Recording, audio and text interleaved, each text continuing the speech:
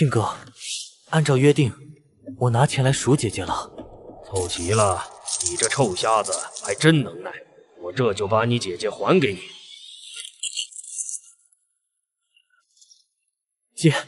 姐，我来救你了。可，你怎么这么冷？冷？呵呵呵，小瞎子，死人能不冷吗？什么？我姐死了？她怎么会死？我不是说好了今天来赎她吗？臭瞎子，话要听清楚，我们只说放过你姐姐，可没说放的是死的还是活的。昨晚我们家少爷可是特别关照过的。来的是我，你很失望吗？进了我赵家的门，就是我赵家的人。你一个下贱的仆人，想还了钱就走？哼！要想离开我赵家，要么给我累死丢出去，要么被我打死丢出去。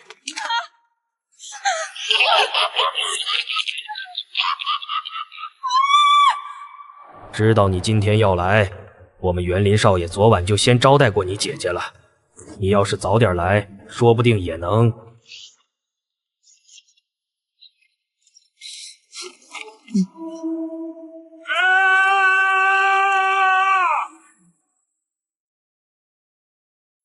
你们这些畜生！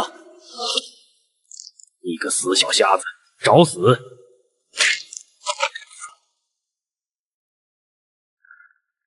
臭瞎子，带着尸体赶紧滚！真他妈晦气！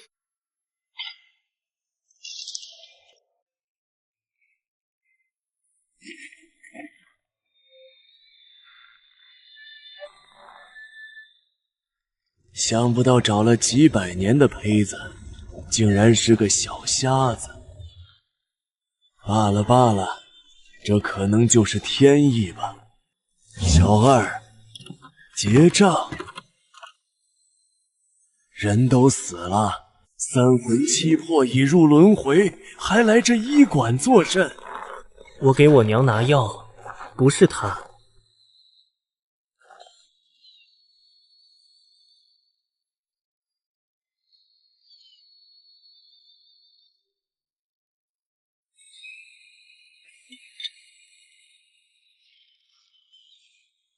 为什么亲姐姐的死还没有什么情绪波动，拿着骨灰也没有什么表情，却因为捡了2个没人要的馒头而笑出来？嘿嘿，老夫不过是前段时间拆了一座宗门而已，这北凉国护国法师竟然亲自上门吗？小小原因，解也好，省得双方都麻烦。见过前辈。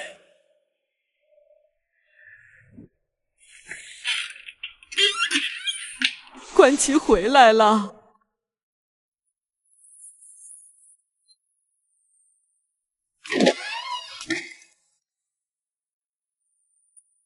翠薇呢？翠薇姐死了。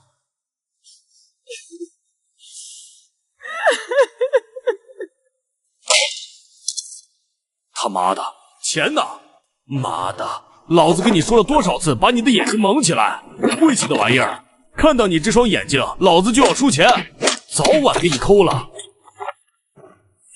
你是不是拿钱买药了？是不是？是不是？从3年前逃荒来投靠叔父，这炼狱般的日子就开始了。别打！别打孩子！病秧子一个，还他妈花钱治什么？早点死了算了。早知道就该把你也一起送去赵府做下人，死了还能多赔点钱。闭嘴！要不是因为你嗜酒烂赌，我们家又怎会如此？母亲的病又怎会一拖再拖？姐姐又怎么会被你卖到赵府，最后活活累死？真正该死的是你，是你李大山。当初要不是老子给你们娘俩一口吃的，你们早就饿死在城外了。现在竟敢对你老子拿刀！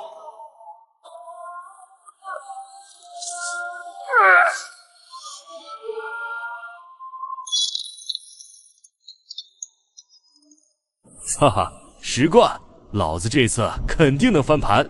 这次我要连本带利的赢回来。这是姐姐的骨灰。从记事起就没吃饱饭，父亲早死于饥荒，投靠表叔后噩梦开始，母亲病了他不管，姐姐也被卖掉，我每日乞讨为生。死就死了，还烧什么骨灰？李大山，你该死！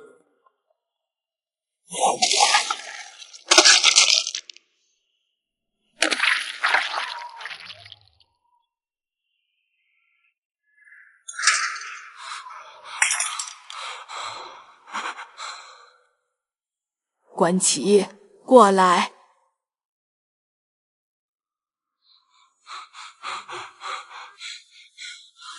关奇不怕，死就死了，死了也好。娘，你也要扔下我吗？我怎么办？娘没本事，让你受苦了。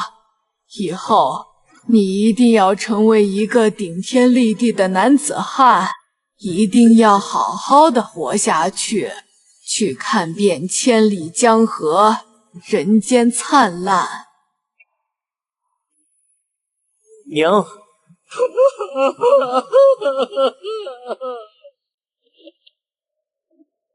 我没有娘了，我也没有家人了。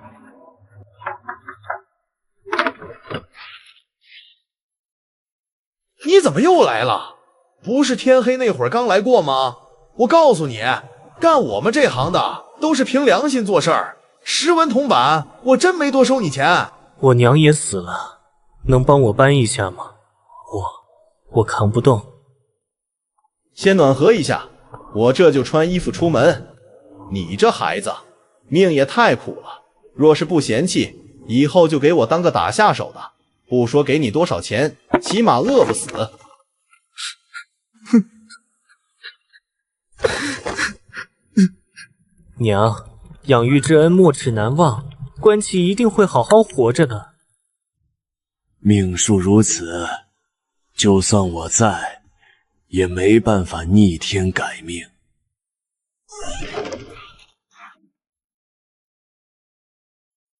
你找谁？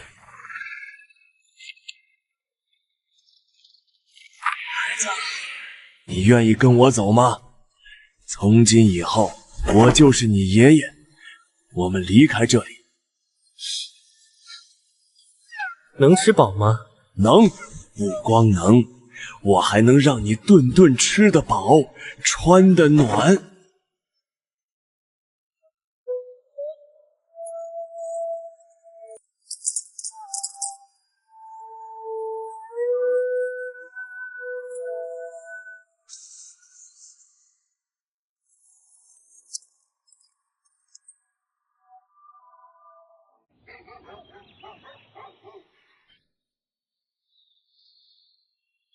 开启心眼尤为困难，希望这次能成啊！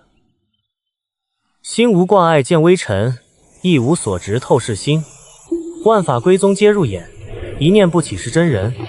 静坐凝神数心跳，星光渐现映乾坤。忘却色相得真谛，心眼一开悟天机。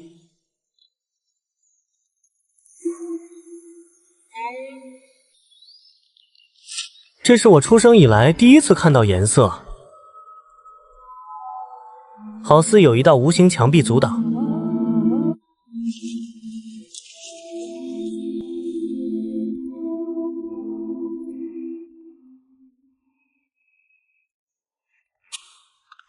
空灵道体啊，开心眼儿也不过7天，这等天赋，堪称绝世妖孽。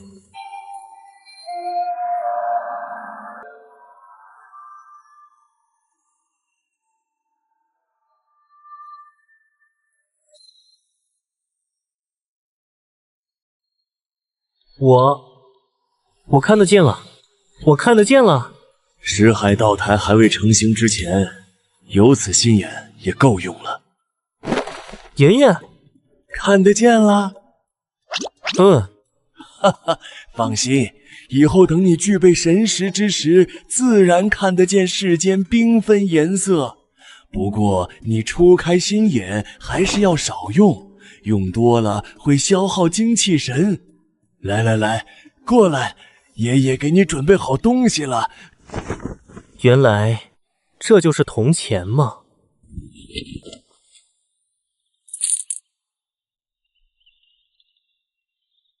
今儿还泡啊？不是泡药，过来。爷爷，您老该不会让我背这玩意吧？这玩意起码有500多斤，孙怕是有点吃力。500斤咋了？你如今都断体巅峰了，500斤又不重。从今天开始，你就背着这玩意吃饭睡觉，上山下山。那打拳的时候呢？当然也背着。睡觉都得给我背着。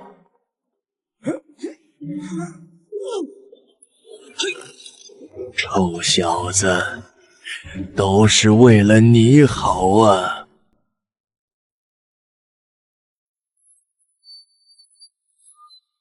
狗蛋儿，回家吃饭。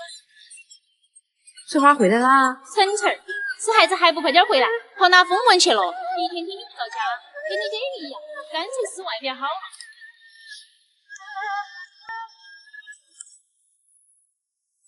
孟晚书对谁都冷眼相看，就对李官旗愿意多说2句。这死瞎子有什么资格和我比？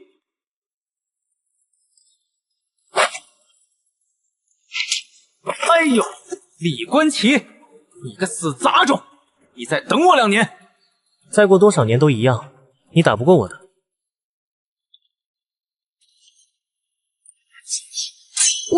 我要回家了，我娘都喊我吃饭了。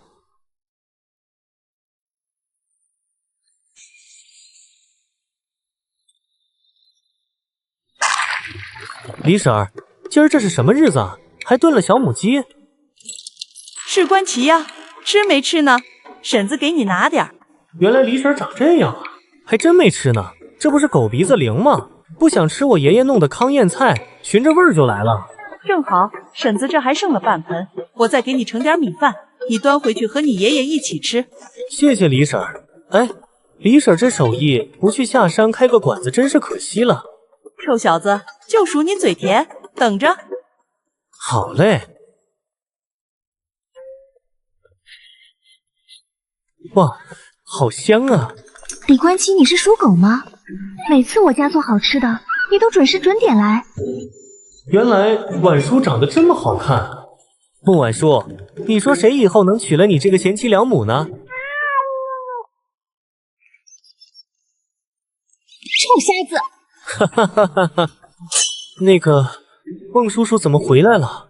以后早去的晚书都快到拜同治灵了，还没个正形，滚犊子！好嘞，明儿给孟叔带酒哈。爷爷，我回来了。果然还是老孟他媳妇的手艺最好。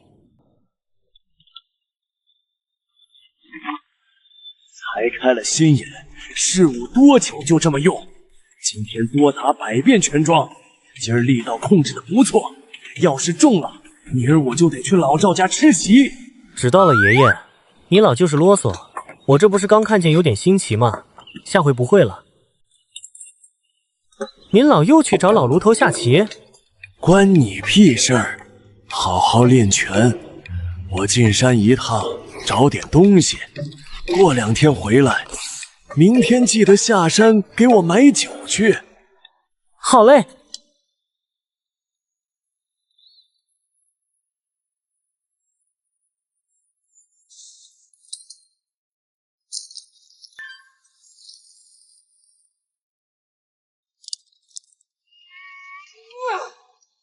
开了心也能视物，虽然只有黑白2色，但对我来说也是天大惊喜。能知晓白天和黑夜的日子，真好啊。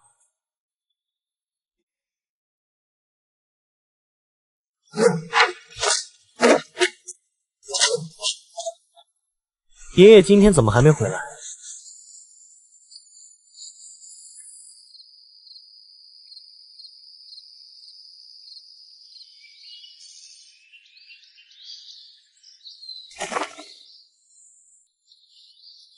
爷爷还没回来吗？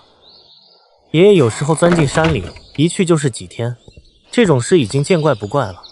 先给他下山买酒去吧。终于到了，这次又快了不少。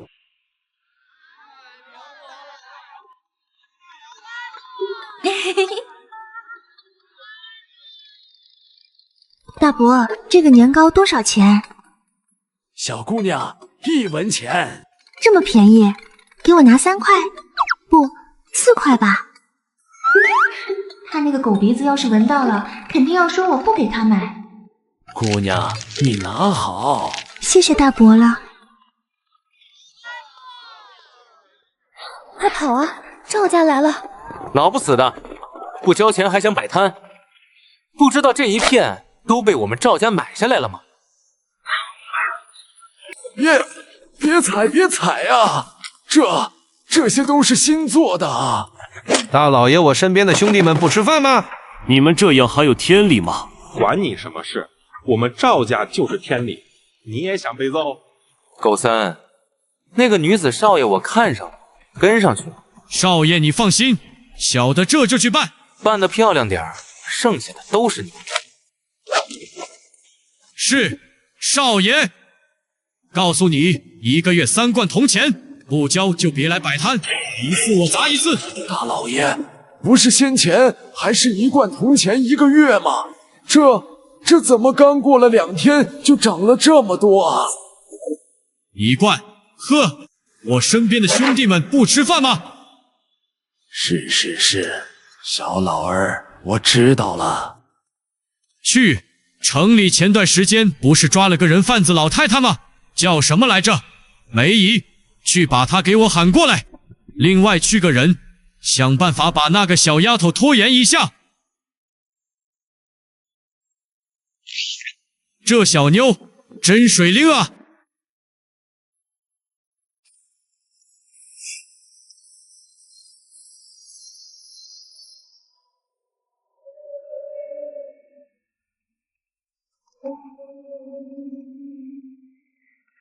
你确定这就是那个梅姨？这特娘慈眉善目的也看不出来啊！大人这就不懂了，我不这样，哪里会有那么多人上当呢？博取同情心就是干我们这行的基本功。那就交给你了，事儿办成了，赏银30两。好嘞，您瞧好吧。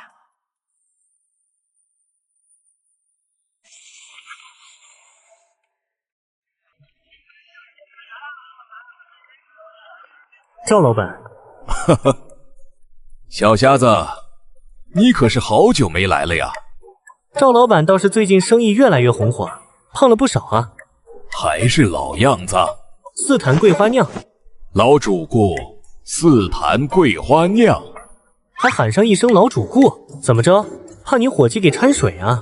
可不能乱说，哪儿敢啊！我赵大福做生意就靠一个诚信，喊着玩的。老赵，萧伯这是怎么了？怎么摊子还让人给掀了呢？哎，别提了，最近我们这3条街啊，都被一个姓赵的家族给买去了。结果这赵家一上来，租金就整整翻了1倍不止。这几条街的铺子，如今我们都在想着要不要换地方了。赵家，这赵家倒是够霸道的，他们这么做就不怕你们退租换铺子吗？谁知道呢？反正我是准备换地方了，便宜点都不怕，不然这租金谁受得了啊？老板，4坛桂花酿打好了。狗东西，你这品质没降，酱料。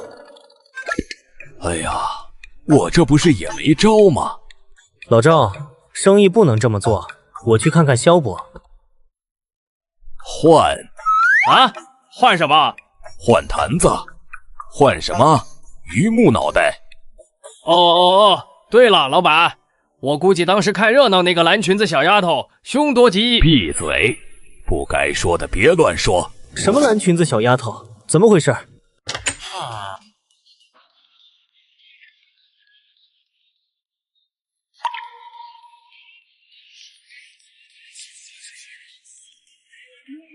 不能，肯定不是。晚叔什么时候下过山啊？看清长什么样了吗？多高？差不多这么高，长得挺好看的，具体长啥样没太看清，一晃就过去了。哎呀，那丫头早就离开了，没准这会儿都出镇子往回走了。我看未必，那狗三就是个地痞流氓，他给那个大少爷当狗腿子，多半啊。萧伯，是我。哎呦，是李小友，你看我这，哎。之前是不是有一个小丫头，13、14岁，比我矮一点，穿着一个袖口绣着白色小花的裙子来你这儿买年糕？对对对，是有这么个小丫头。那小丫头一开始买3块，后面又改口买4块，我又给重新装的，我记得很清楚。那小丫头往哪里走了？镇子东边。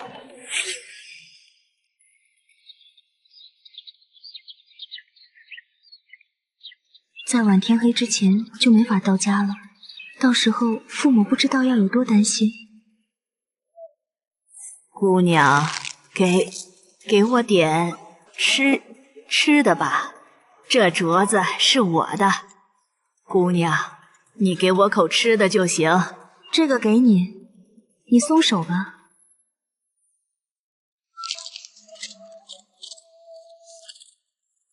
我都给你吃的了，你放手吧。啊，痛！我不要，你快拿回去。姑娘，带着吧。娘，你在哪呢？咱家那镯子可是给我媳妇留着的。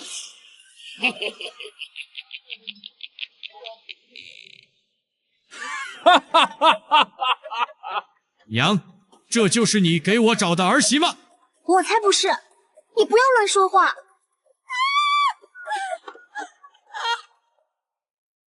哦，怎么不是呢？你都带着我们家的信物了啊！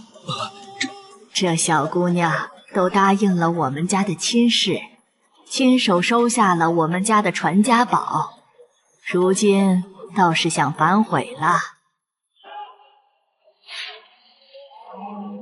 就是啊，看他手上的镯子，可值不少钱啊！狗三是怎么还反悔呢？哪来的娘？这丫头。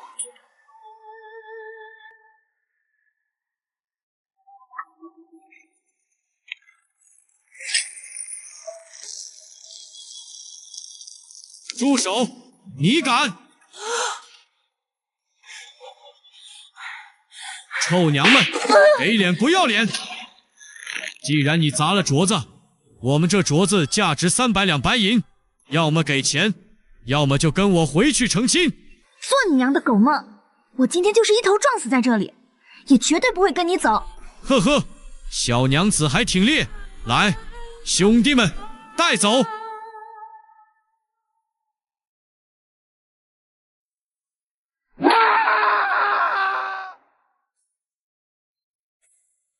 还想跑？狗哥，你没事吧？放开我！放开！我弄死你！狗哥，使不得！这要是动手了，少爷那边没法交差啊！救我！求求你们了，救救我！我不认识他们，那老于和他们是一伙的，我给了他吃的，镯子是那老太婆硬要塞给我的，救我！哪来的乞丐？滚蛋！别特娘多管闲事！爷爷，回头再骂我。婉叔，把眼睛闭上。什么时候我让你睁开再睁开？我说让你别多管闲事，你耳朵聋了？芙蓉村虽然有些人很讨厌，但也有很多人真心对我好。婉叔嘴上天天骂我，家里有什么好吃的，却都要给我留一份。废了他！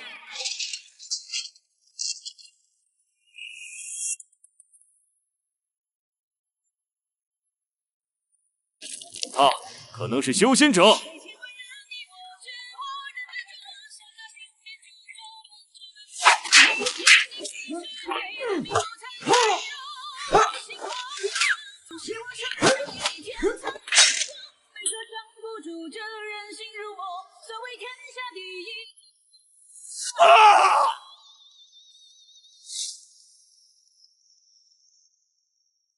去死！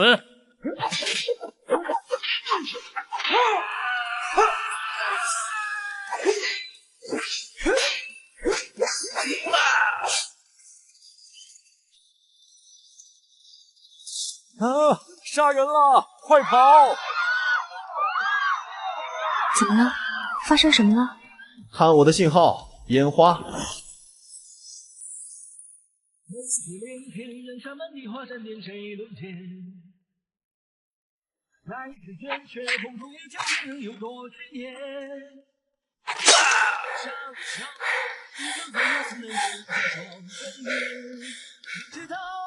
好了，我们走吧。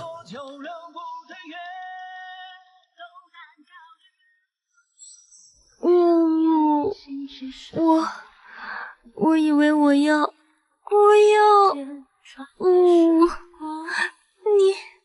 你怎么来了？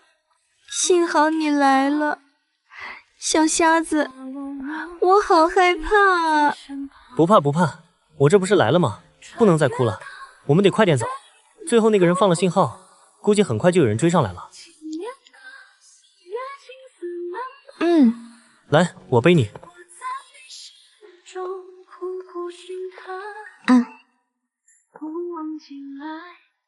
这长兴镇外围10余里，全是一望无际的平原，根本没地方躲藏。从现在开始，背对着我数数，数到500的时候，我肯定就回来了。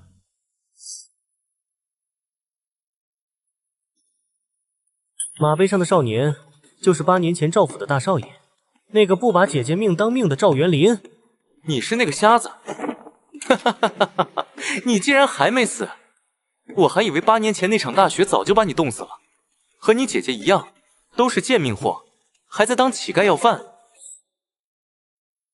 17、18、7、8、9，他和你是什么关系？我未来老婆啊。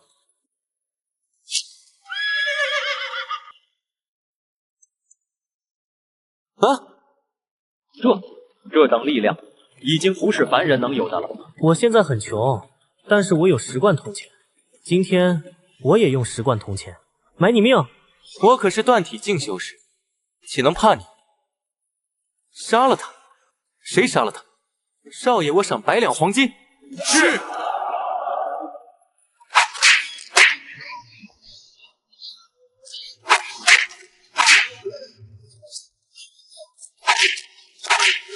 看剑！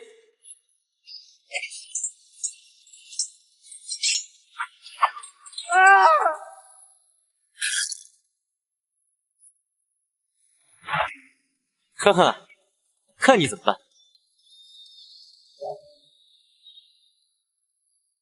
不好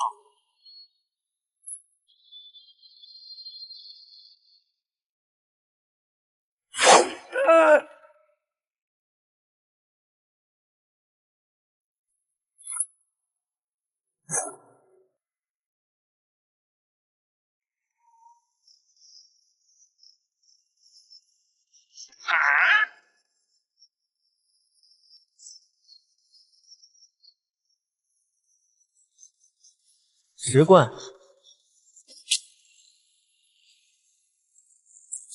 瞎子，你不能杀我，不能杀我！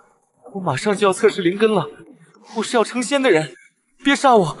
只要你不杀我，我给你很多很多钱，灵石，对，我给你灵石。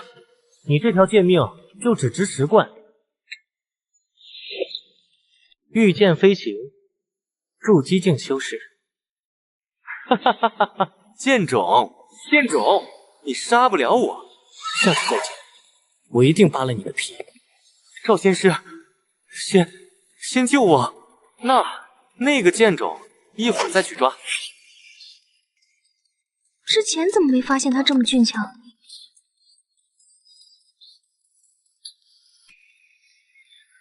以后若是有机会，必杀他。醒了。臭流氓！要不是他们，我这会早就回家了。这回知道真流氓和假流氓的区别了吧？我未来老婆。少喝一点，暖暖身子。你不会是想喝了酒对我做什么吧？想什么呢？我平时打拳体质好些，你不喝点酒暖身子，扛不住要忍风寒的。那你也喝。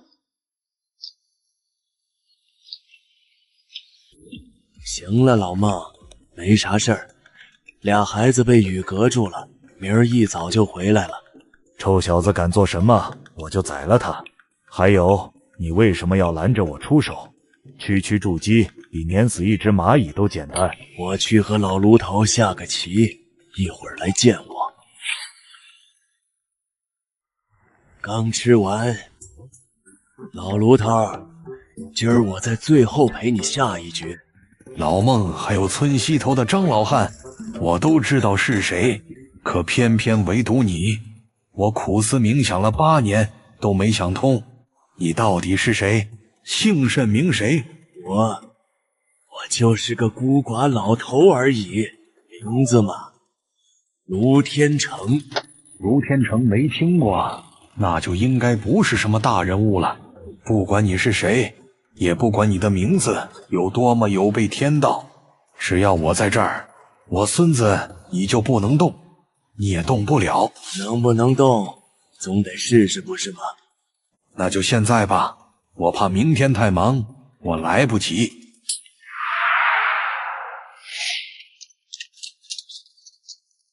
老孟，我劝你看看这局棋。看来苏老头今天是想跟我们摊牌了啊。那姓卢的老头呢？都看了。看了又如何？没看又如何？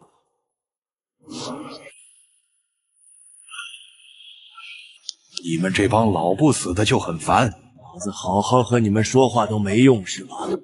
非要让我去玄门域亲自找你，一个化身境的分身留着不好吗？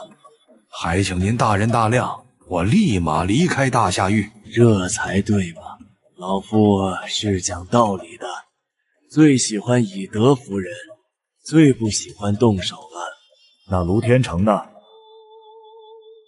杀了，没办法，他不听我讲道理。你花费大精力推演天机，提前了整整15年在这里等我。你的选择是什么？我放弃，毕竟在这儿还有晚书。关奇这小子我也挺喜欢的，我就不掺和了。但是我想问问，那件东西到底是什么？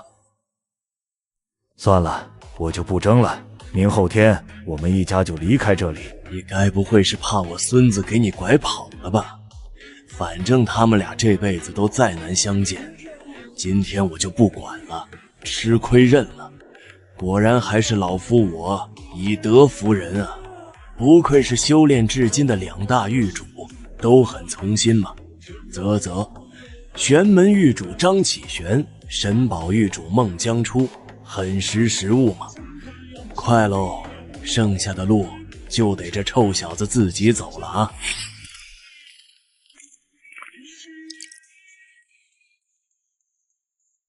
哼，这酒难喝，不喝就不喝，洒了干啥？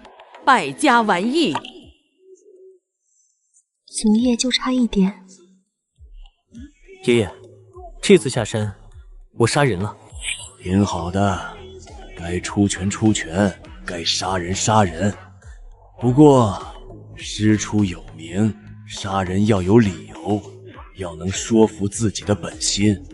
你若是滥杀无辜，我都亲手废了你，听到没有？走吧，去后院。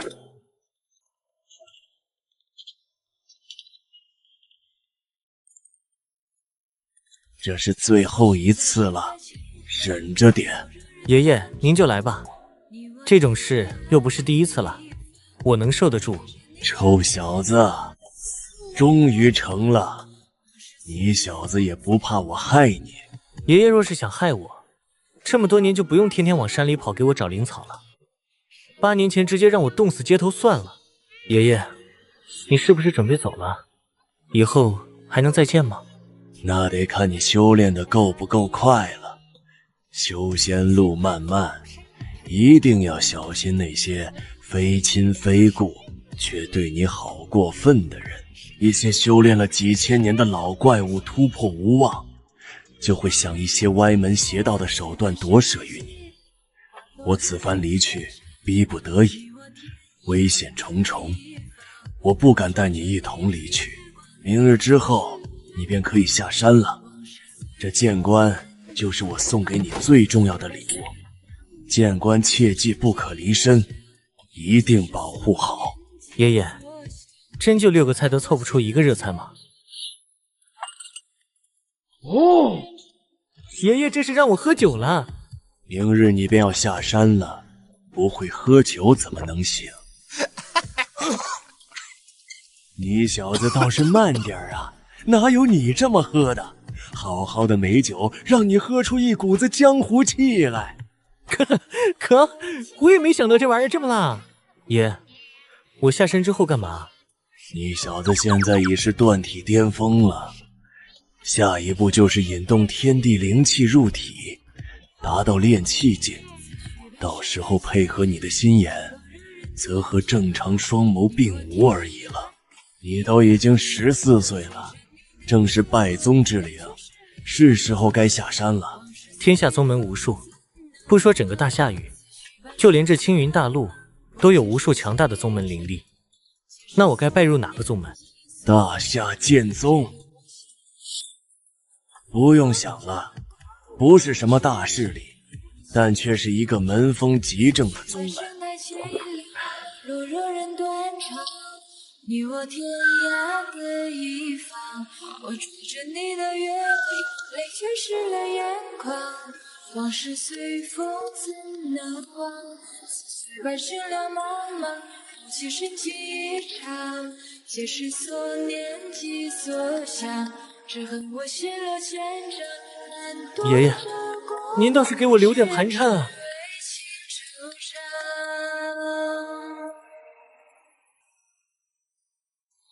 好家伙，足足走了3个月。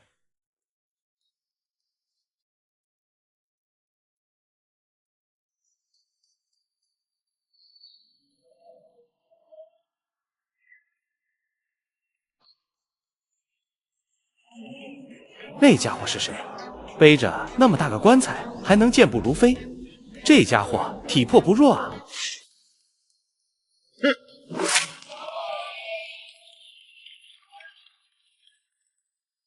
如此体魄，怕是足以媲美锻体巅峰。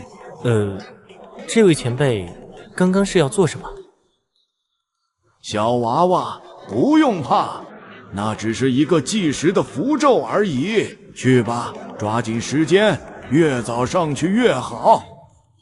谢过管事，那小子就先上去了。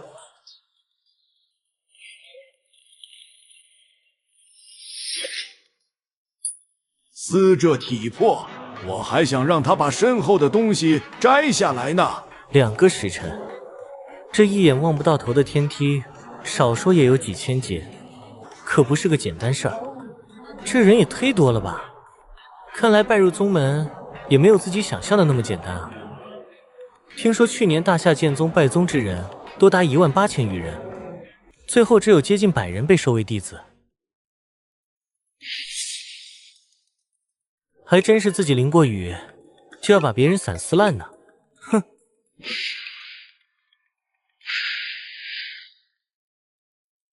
哇，那个人怎么能跳那么远？快疯了吗？他要干什么？那下面是悬崖啊！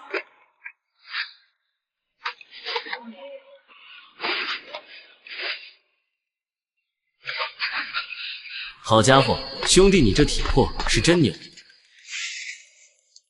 兄弟过誉了，你也不差。对了，认识一下，我叫林东。瞎子，李观奇。2位兄弟，你们好，在下李胜安，偷偷藏了几个鸡腿，要不要一起吃？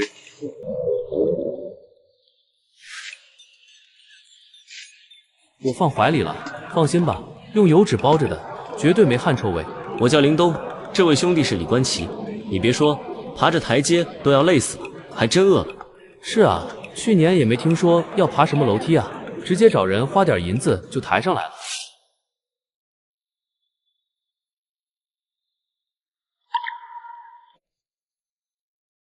好家伙，天金峰外门大师兄周志、大师姐江素二人亲自前来接引吗？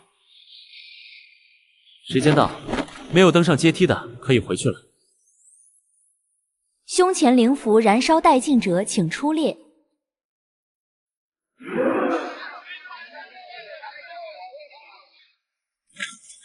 运气还真是不错，就差一点。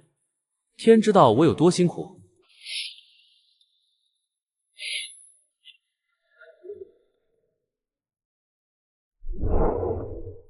我不过是服用了一些有利气血的活血散，我都已经是断体巅峰，凭什么也要剥夺我的资格？你觉得自己木火双系灵根天赋很高，看不上其他人是吗？没错，凭什么？你们是不是也有人这么想？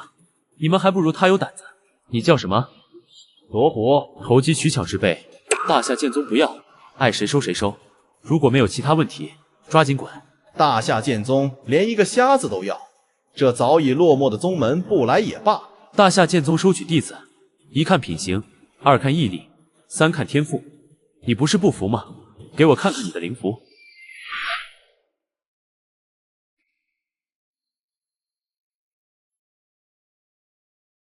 你不是不服吗？现在呢？不用废话了，滚蛋！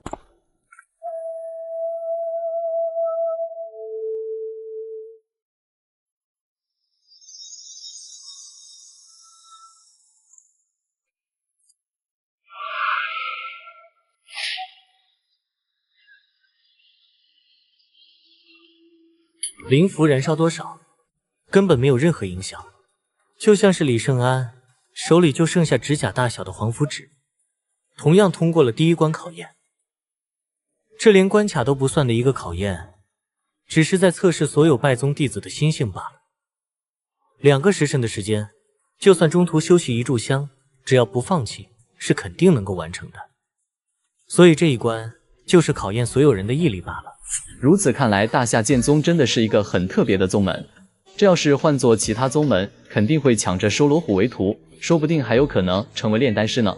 而且杂系真灵根和木火真灵根的差距可不是一点半点，这是属于相生灵根，修炼速度仅次于单系天灵根的存在。不过大夏剑宗如此作为，更是让许多平民百姓出身的子弟感受到了一种公平。没错，就是公平，每年都会经历一次这样的事情。呵呵，所以我们大夏剑宗虽说人数不多，但宗门内部却十分团结，这叫取其精华，去其糟粕。怎么了，关奇？没什么，就是感觉总有人在看我。啊？你看得见？看不见，我是真瞎子。也不知道我这3系杂灵根能不能通过灵根测试？怎么？很难吗？难道你对这些一点都不了解吗？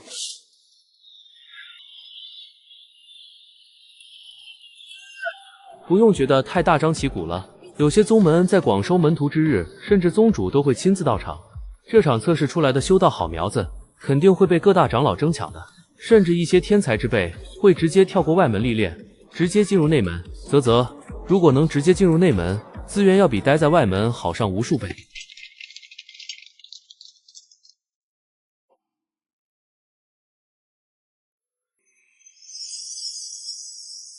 老夫是宗门的司行长律明琴弦，现在开始灵根测试。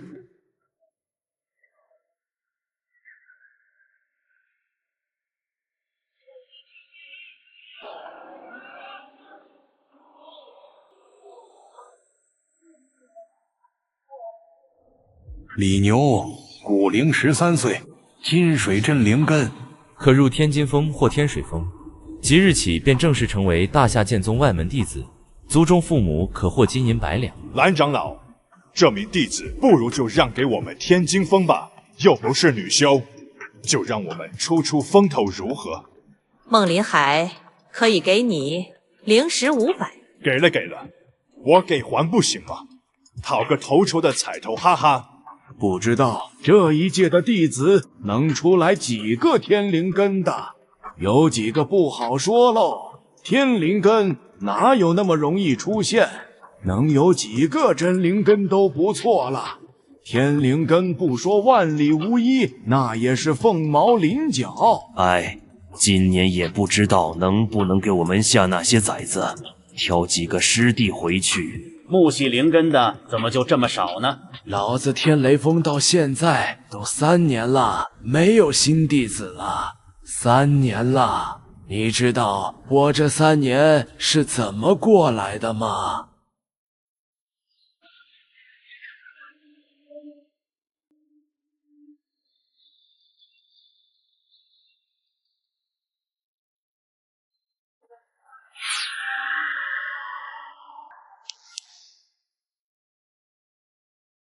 今系天灵根，哈哈哈哈！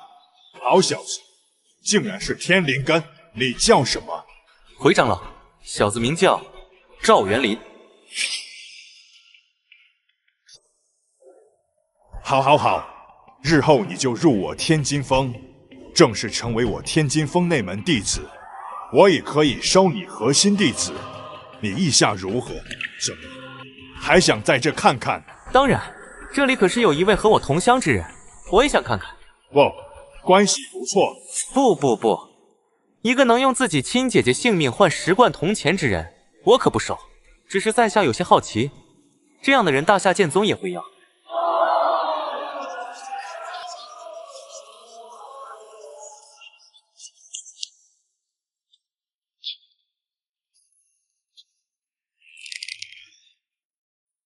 兄弟，别冲动，忍一忍。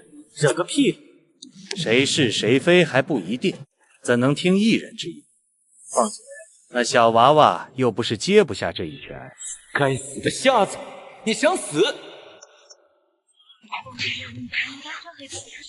李关杰，你竟敢在一众长老面前出手，你是在害怕我揭穿你的恶行吗？你腿子狗杂种，你就是在害怕！哈哈哈，你在怕我？够了，安静！你要干什么？你也疯了吗？就算是关奇没有做过那些事，赵元林身为天灵根，必然会受到偏爱，成为那内门弟子，甚至是长老门下的核心弟子。你出头，不怕以后被报复吗？若人人都不作声，看见不公都选择闭上眼睛，那还修仙作甚？我相信他不是那种人。好一个言语如刀，诛心之语！你既然说他无情无义，那便拿出证据来。空口白牙，随口之语便毁了一个人，谁都能说。那我还能说你是个好喜龙阳之人，你能如何？村口的狗叫了，其他的狗也跟着叫，但他们却不知道为什么要叫。人和畜生的最大区别就是应该拥有自己的思想，如果连明辨是非的脑子都没有，呵呵，你要干什么？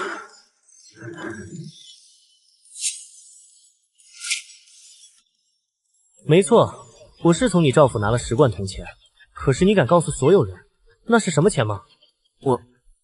我都说了，那你是卖……闭嘴！那10贯铜钱是我姐姐李翠薇入你赵府做工生死的钱，仅仅月余的时间，我姐姐便被活活累死、饿死，就连死，你们府中下人把她尸体扔出来的时候，你们赵府都舍不得给她盖上一件破袄。那看大门的赵庆更是想要克扣我姐姐枉死的10贯铜钱。说没错，我从小就是个乞丐，你赵府大鱼大肉、残羹剩饭，对我来说就是救命的一顿饭。下人身死，主家赔钱10贯，历来如此。可就是在你眼中，我们这样的人命贱，就只能一辈子当乞丐，见不得我半点好。我姐的10贯铜钱是买命钱吗？算也不算。8年前我只有6岁，当时赵庆只给了我4贯铜钱，当时我脑子里就一个念头，那是我姐最后的尊严，必须给我。这就是你所谓的10贯铜钱？那又如何？你就是天生贱命，拜宗又如何？我是天灵根，天灵根，你呢？怕是连灵根都没有吧？老徐，他住口！孟林海，区一个天灵根，你就要破宗训吗？今日你若敢拦我，我就连你一块儿走。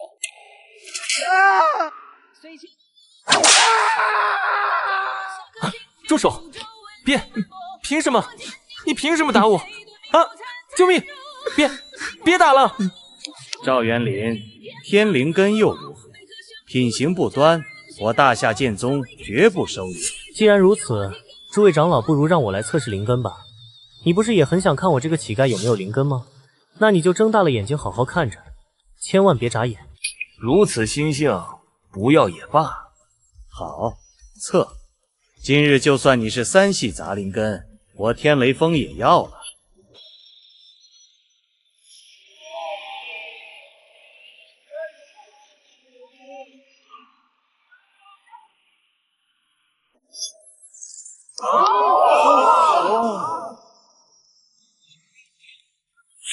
哈哈哈哈！废物，你就是一个废物，测灵珠都碎了，你怕是连3系杂灵根都不配拥有。哈哈哈！你天生就是贱命，贱种！聒噪！那个，这玩意不知道咋就炸了，不用赔钱吧？你们该不会是想的那个吧？快，去天柱峰把测灵碑取来。难道是天灵根之上的王品灵根吗？难道是真的？这么多年，好像只有12年前出现过一次王品灵根吧？没错，那个人就是现在的大师兄，宗主的座下弟子吴炳。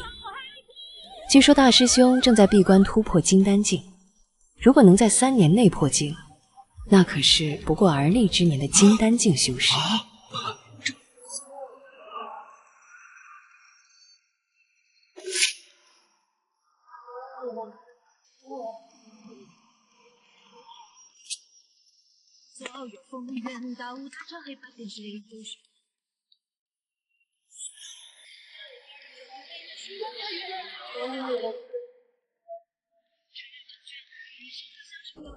难道真的没有灵根吗？那测灵石为何爆裂？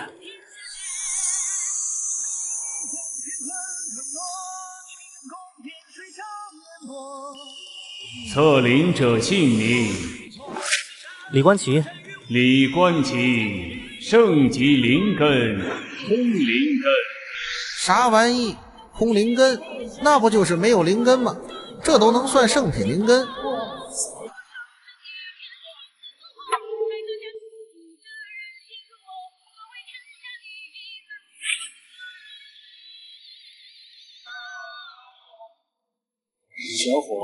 玄火，杀力极高，我还能教你炼气，炼丹也成。滚蛋！杀力高还得是我们金系，剑修修习金系灵力，如虎添翼啊！玄水，我天水峰全是女弟子，道理都好找。玄土，我土。哎呀，我收你当关门弟子，我的月俸都给你。来我天目峰，我让峰主收你当关门弟子。老夫也不是不能收徒，你300-500年都没收过弟子，能教导个屁！那个长律对事不对人啊，不准以后给我穿小鞋。峰主快来啊！闭什么关闭关，圣品灵根的弟子晚来一步都没了。大哥，快出关啊！来天门洞抢人。喂，骂我作甚？快来抢人！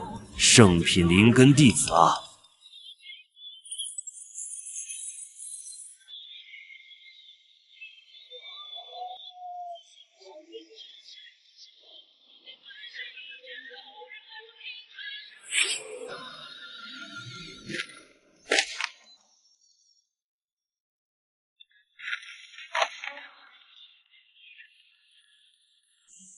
拜见宗主，拜见宗主。堂堂一峰长老，拉拉扯扯，成何体统？所有长老各罚3月月俸。我后面几个月的胭脂水粉都买不起了。蓝河顶撞宗主，再多罚1个月。这个月外门开课多加10次讲学。或许这宗门是个安身之所。我叫陆康年，是大夏剑宗第38任宗主。你叫什么？晚辈李观奇，在此之前可否容弟子处理点私事？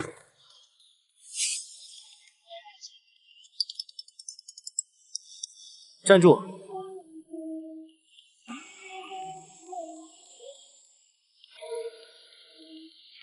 污蔑我就想走，怕是不太行。你要干什么？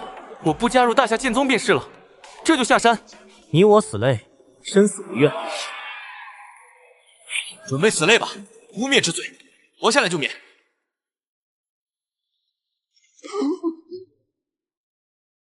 如果我赢了，让我走。当然，你想留，大夏剑宗也不会要。死类不禁用一切手段，一人生死结束。开始。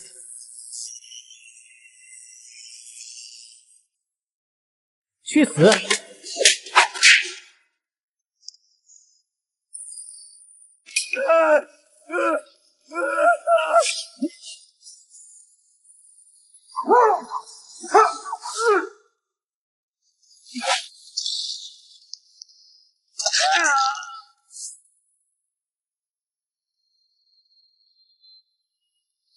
姐，弟弟给你报仇了。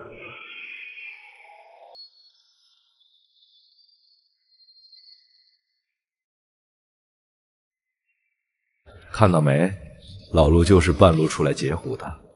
咂咂，这是收了五饼之后关了门，还要再开门啊？呸！臭不要脸，陆康年，开门关门这么随意吗？李关奇，今天可是你第一次测试灵根。以前每次问我爷爷，他笑而不语，我也不知道自己是啥灵根。方便告诉我你爷爷叫什么吗？苏璇。苏璇？没听说哪个元婴修士叫这名字。无妨，既然如此，我就给你们都解释解释，为何叫空灵根。空灵根也被称之为空灵之根。这个灵根最珍贵的地方就是修士可以任意选择8系灵根中的任意一系作为自己的灵根，并且选择的灵根纯净程度远远高于天灵根。打个比方，如果说3系灵根的修炼速度是1个水桶，再给水缸倒水，双系真灵根就是4个水桶，而5行相生的真灵根修炼速度则是6个水桶，而5行单系天灵根则是10，王品灵根则是15，圣品则是20。那圣品灵根之上还有吗？有。天灵根之上竟然还有更强大的灵根！天哪！难怪所有宗门都要看灵根，看天赋。天灵根已是天才之资，王品灵根万里挑一，称为天之骄子。圣品则是看机缘运气，数千年难见一个，被称为妖孽之资。圣品之上还有神品，拥有此等灵根之人都是身具大气运之人，所拥有灵根乃是某一种灵根的极致表现，修行速度更是好比30个水桶。据说那6域之中，神宝玉域主的女儿前不久就觉醒了圣品的冰系灵根。好了，他域之事了解一些便可，给你们说这些也只是给你们长长见识罢了。王品灵根在我们大夏域已是难能可贵，更别说咱们的青云大陆了。今日能有拜宗弟子觉醒圣品灵根，更是宗门盛事，昭示着我大夏剑宗气运强盛。今日所有拜宗弟子，只要是3系灵根者，皆可入宗，暂且加入外门。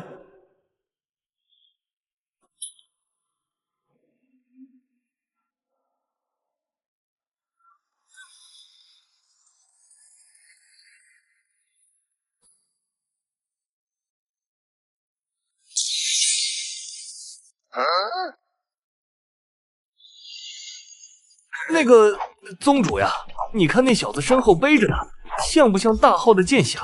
咱们又是大夏剑宗，依我所见，这小子绝对是选的金灵根。依你所见，你能看到啥？万一他选了土呢？哎呀，万一选土，选个串串土，选土我吃3斤人中黄。好，很好。这个月天柱峰的所有人中黄都由你来收拾。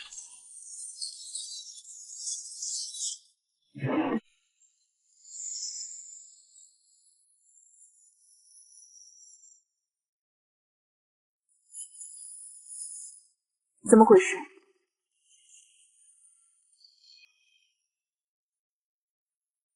今儿个屁！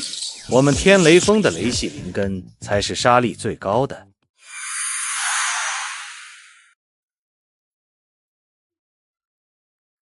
小子选择雷系，哈哈，没事，跟随你的内心选择就好。我还以为能再收一名弟子呢。看来从今往后要给天雷峰的资源有所倾斜了啊！弟子李观奇，入天雷峰。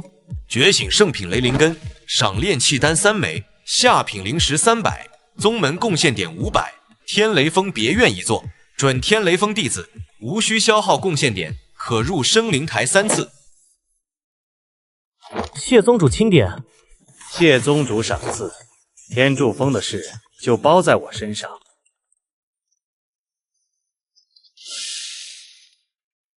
哇，自己以后一定要努力修炼，希望能够早日御剑飞行。仿佛看到了100年前的自己，那时候自己还恐高，比这小家伙还不如。还不知道前辈名讳？老夫乃是天雷峰2长老徐正杰，你可以叫我徐长老，或者叫老徐头、老酒鬼都成。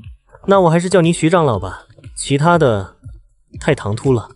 徐长老，咱们大夏剑宗瞎子也要吗？你小子眼瞎，可心不瞎呀！真不知道你爷爷是什么人，能教出你这么个怪物。身后的东西怕是有200斤吧？500斤。当我没问。大夏剑宗，这是一个值得托付性命的宗门，瞎子又如何？瘸子又如何？我心有道，残缺能术。好一个我心有道，残缺能术！好一个大夏剑宗，难怪爷爷点名要让我来这里。走吧，先带你去别院落脚，我还得回去看看能不能再招些弟子回。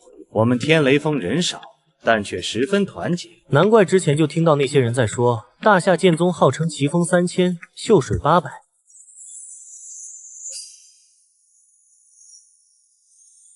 这是结界探查到了陌生人的气息，等明天入峰仪式后，便会把你的身份预检明目，日后出入天雷峰就不会见到这结界了。你的院子就在这上面，山腰的位置，去哪里都方便。你那院子还带了一小块灵田，宗主对你还是十分重视的。为何宗主会给我诸多赏赐？是不是有些太过了？是有一些，感觉有点受宠若惊。一点都不过。大夏剑宗这么多年发展的不好，底子薄，不然的话，赏赐你的东西又岂止这么点？换作是其他大宗，灵石、法宝、术法、秘籍，还不是任你挑选？就算是你想要古族的长女给你做妾，都能给你办到。但是这里是大夏剑宗，无论想得到什么，都要靠自己的努力去争取。好了，这就是你的院子了，我就先回去了。关于宗门的一切，日后你慢慢了解。今日就先歇息一下。小包子，我走了。不过这小丫头气血倒是不弱，应该才5、6岁吧。这院子实在是太精致了，跟我以前在芙蓉村住的房子比起来，以前的房子简直就是猪圈。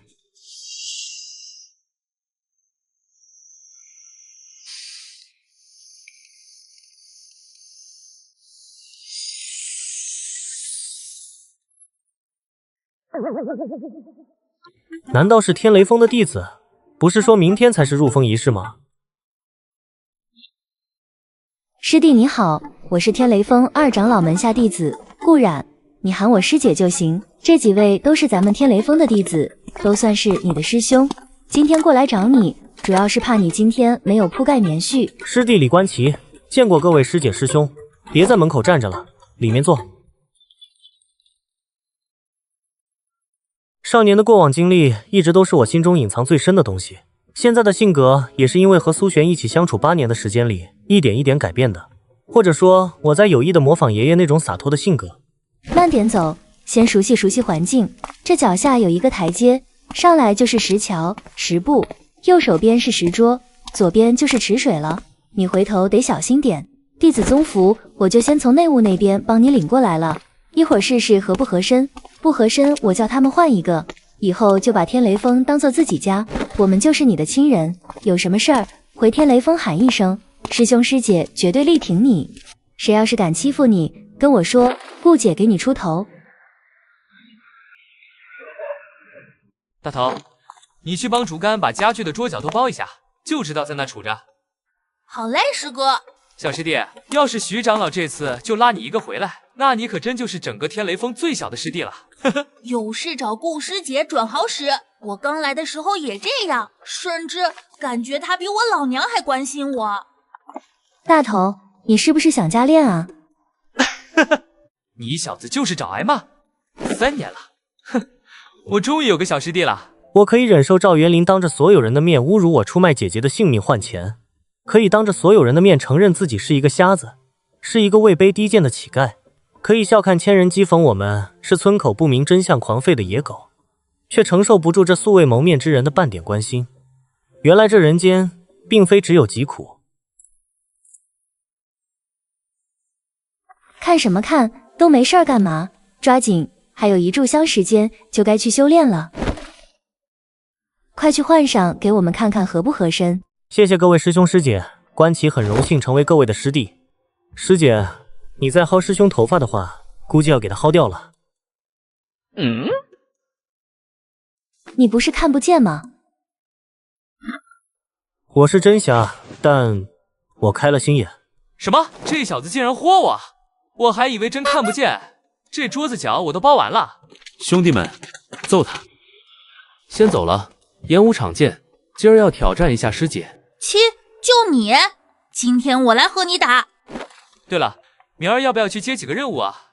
最近真的好穷啊。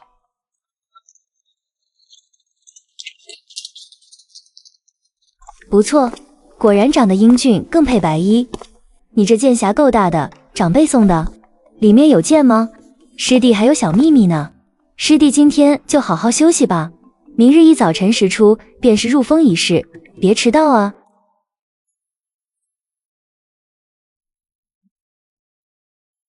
至于为何这剑匣在爷爷口中就变成了剑冠，他也不知道。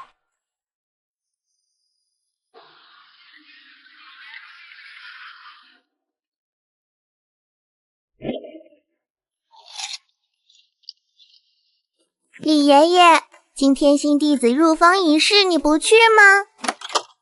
不去。圣品灵根选了雷系做圣，还是个瞎子。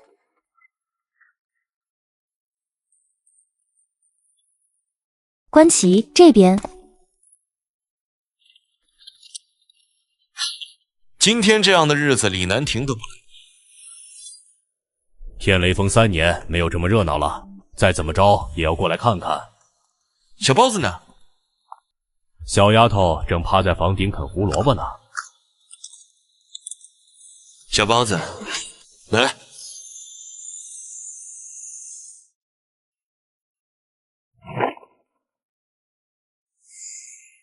既然人已到齐，弟子李观奇的入封仪式正式开始。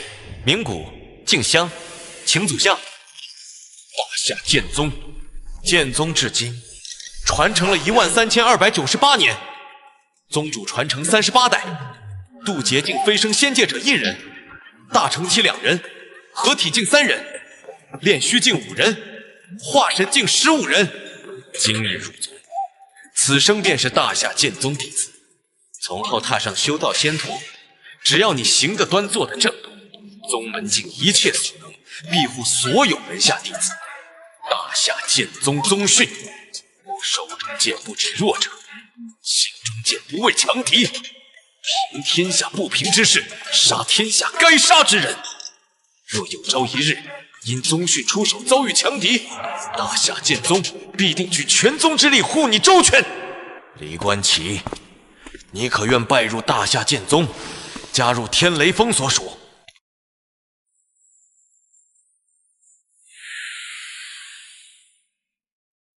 弟子李观奇，愿拜入大夏剑宗，加入天雷峰。敬香，入封礼成。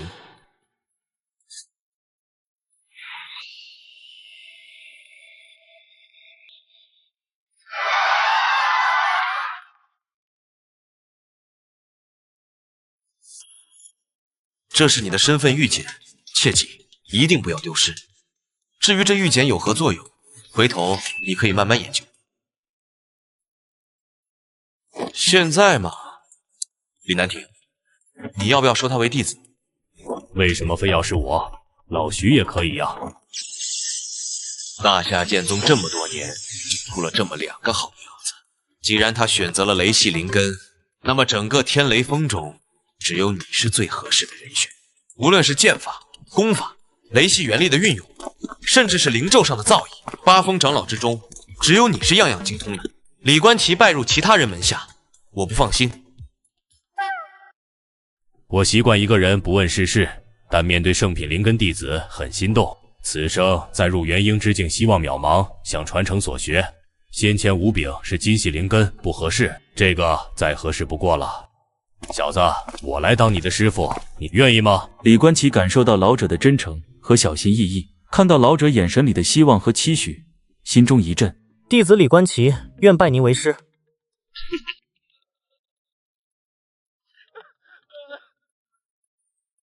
好，快到我身边来。我李南亭今日收弟子李观奇为关门弟子，日后还请8峰长老多加照顾。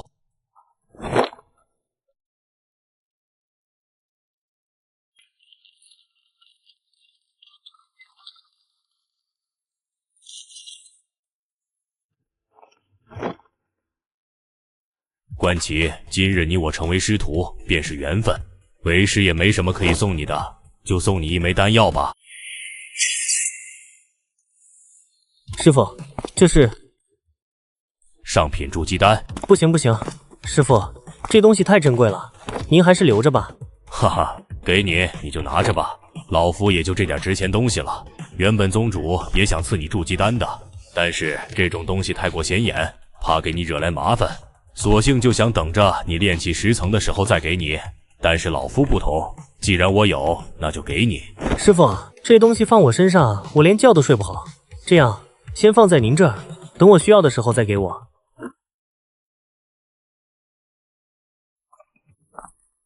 既然如此，那为师就先帮你收着。我看你气血磅礴，断体的底子非常扎实，是有家里长辈教导过你吗？我爷爷从小就给我泡药浴什么的，每天让我负重上下山，还要打拳桩，不知不觉就这样了。难怪我看到李观奇的时候，感觉有一股清新的草药香。那你身后背的东西也是你爷爷给的，是剑匣吗？也不像啊，怎么会有这么大的剑匣？还是实质的？是我爷爷临走的时候给我的，但是他说这玩意是剑冠，不是剑匣。如果以后再有人问你，一定要说这东西就是剑匣。为什么？为什么？怕有人见宝起义，杀人夺宝。剑冠只有达到法器，甚至是古宝级别的长剑，才能被如此封存。从低至高，分为凡器、法器、灵器、法宝、古宝、灵宝、通天灵宝。即便是元婴修士，也难得到一件古宝级别的佩剑。甚至很多修士在元婴之境的时候，还在使用法宝，才不外露，一定要小心谨慎一些。知道了，师傅。看来你爷爷也是一位修仙者，而且实力境界必然不低啊！一件古宝灵剑就这么心大的让你背了一路，观奇，你觉得何为仙？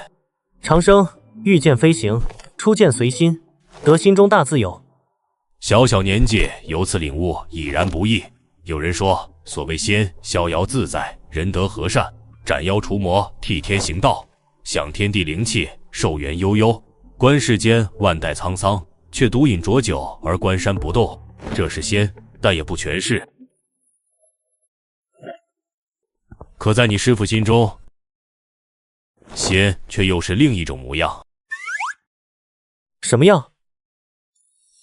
修仙路远，一路上竟是些勾心斗角、城府心计，自然时候少不了血雨腥风，重宝出世更是惹得众人前赴后继，少不了出剑厮杀。到了元婴之后，更是每300年就要经历一场小天劫，所以在为师看来，一入仙路深似海，此生再无回头路。所谓仙，就是一个争字。争？没错，与人争。与地争，与天争，夺灵气，夺气运，夺机缘，长生万载，无喜无悲，一仙一魔。修仙本就是逆天而行，掠夺天地灵气，成就无上金身，飞升仙界。路上荆棘遍布，那便遇山开山，遇河搭桥，以手中剑劈开一条属于你的康庄大道。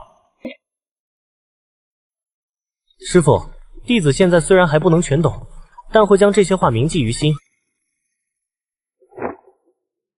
今日就早点回去吧，明日卯时在天水峰听课。蓝长老作为老师，给你们能上这修行第一课，切莫迟到。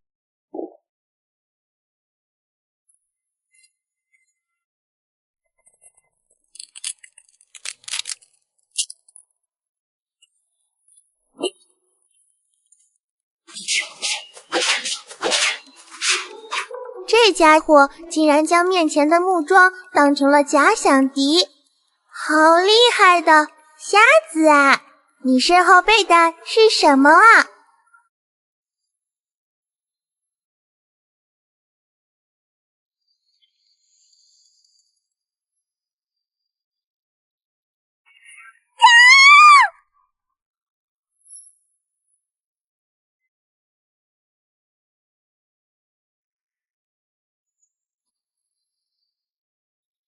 我受伤了，你得负责。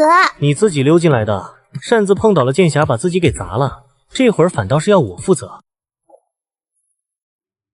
你胸口痛不痛？没事没事，我马上带你去找人看一看。你叫什么？看到你2次了，还不知道你的名字？我叫于岁安，6岁了。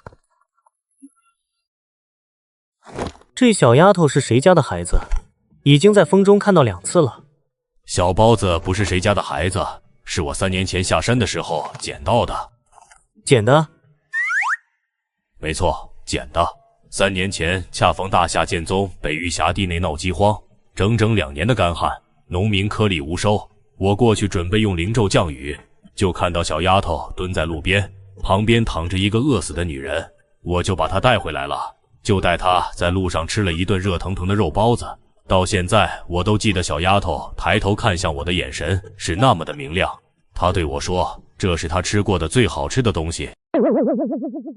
曾经的我拿着姐姐的抚恤金10贯铜钱，火化了姐姐。回家之后，我又亲手砍死了嗜赌成性，害得我母亲病重身死的远房叔父。大雪漫天，我抱着我姐姐的骨灰，回家的路上捡了2个馒头，那馒头又硬又松，但对那个时候的我来说，那无异于人间美味。也正是那天，那个火化的铺子我去了2趟。没事儿，一切都过去了。日后你就把师父、师兄弟当做你的亲人，天雷峰就当做你的家。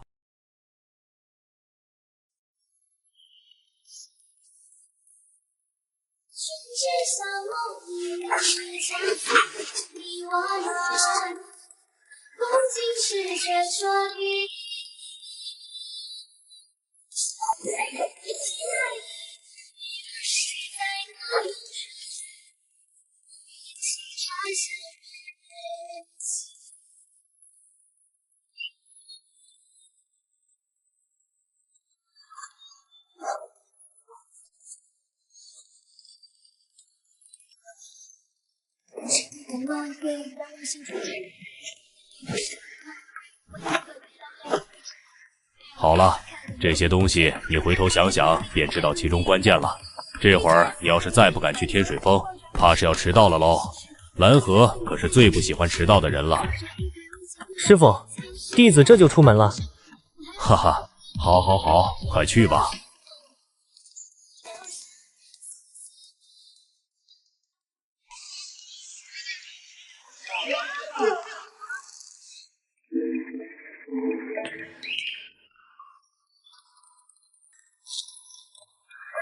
哈，关奇，想不到你竟然选择了雷系灵根。就是，没想到你竟然还是万中无一的圣品灵根，直接进入内门，可谓是一飞冲天。林东，你也不错，竟然是土系天灵根，日后必定大有前途。家里祖坟冒青烟，祖上积德。我这杂灵根能入个外门就不错了。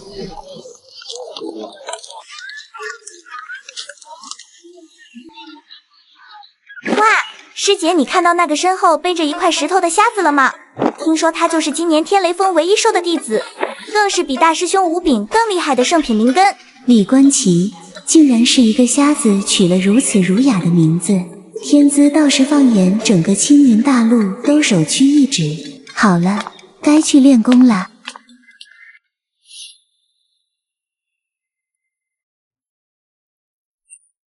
使不得，使不得！你现在的身份是天雷峰大长老的关门弟子，也就是比长老门下的核心弟子地位更高的亲传弟子，你要坐在最前方的。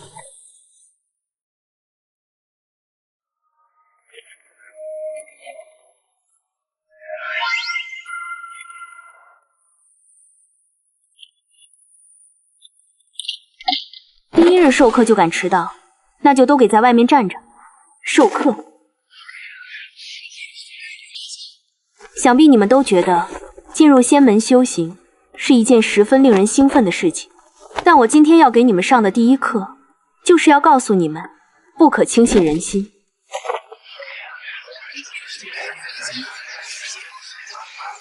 等你们修炼到一定境界就知道了。平日里道友喊你的，到了关键时刻，一定是死道友不死贫道。这句话不用你们现在理解，记在心里就好了。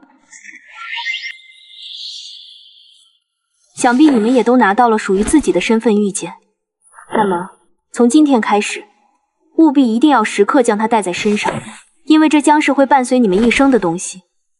这玉简的作用非常多，宗门之中最重要的就是贡献积分，积分也会记录在玉简之中，而且玉简之中带有定位的能力，可以在必要的时候看到其他同门弟子的位置，也可以用玉简查看宝阁之中的物品。其他长老授课也可以通过玉简观看。总之，这玉简一定要保存好，等你们踏入炼气期后，自然可以打开玉简的这些功能。你们可知我们所在的地方是什么地方？青云大陆北域。大夏域，青云大陆北域。原来是渔阳山少主仲离。没错，我们所在的正是青云大陆，而青云大陆所属大夏域这片天地，就是所谓的人灵界，也就是所谓的下界。人灵界共分6域，其他的你们日后自己探索吧。之所以说着这些，就是想告诉你们，除了人灵界和仙界以外，我们更是有另外一界，黄泉界。也正是因为黄泉界的存在，在人灵界这不知多少万年的岁月中，会有很多大能修士夺舍，以及带着前世记忆轮回转世之人。轮回者，先前测试灵根的时候，长律就曾经击杀了2个夺舍之人，现在竟然还有带着前世记忆的轮回之人。不入仙门的话，这种事情恐怕一辈子都不知道。好了，给你们讲这些，都只是让你们认识到我们所在的世界是什么，追求的目标就是飞升仙界。至于什么轮回者，即便是我，都还没有碰到过那种人，能够以自身大能之力封存记忆，带入轮回。这种人即便是放眼整个大夏域，也不一定碰得到一个。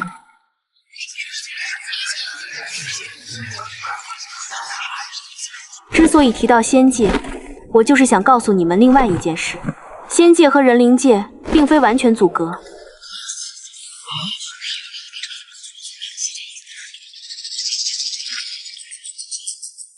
并非是你们想象中的那般，若是如此，那还修道飞升做甚？接下来我要说的东西很重要，灵虚、命势。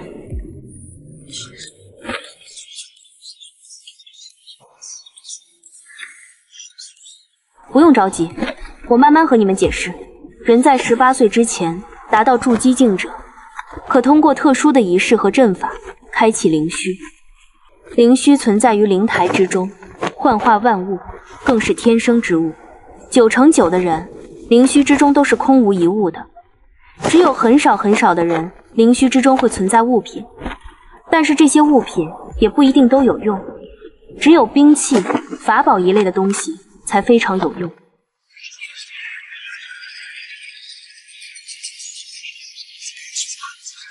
蓝长老，那这灵虚之中的物品有什么用？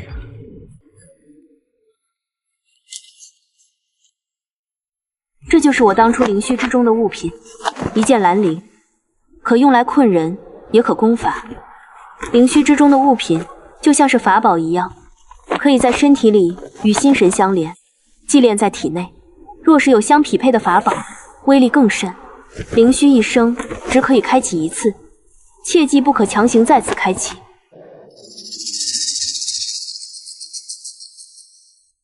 当你们突破到金丹境之时，则会有十分玄妙的天人之感。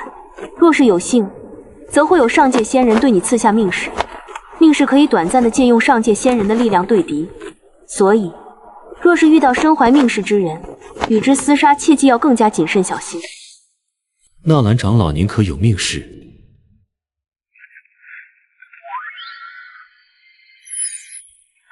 大夏剑宗弟子在突破金丹境时，大多都可以获得命使，因为我们大夏剑宗的老祖就是飞升上界的大能修士。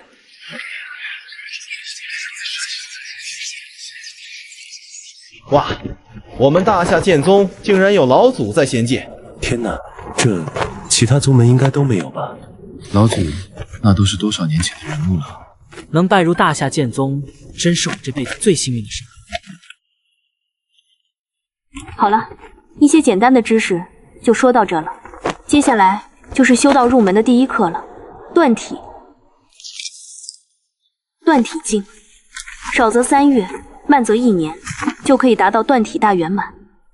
就比如李观奇，来，观奇，你给大家展示一下，单手举起100斤巨石。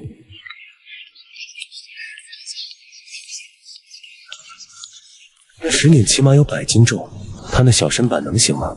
还没我壮呢。就是能行吗？别被压死了。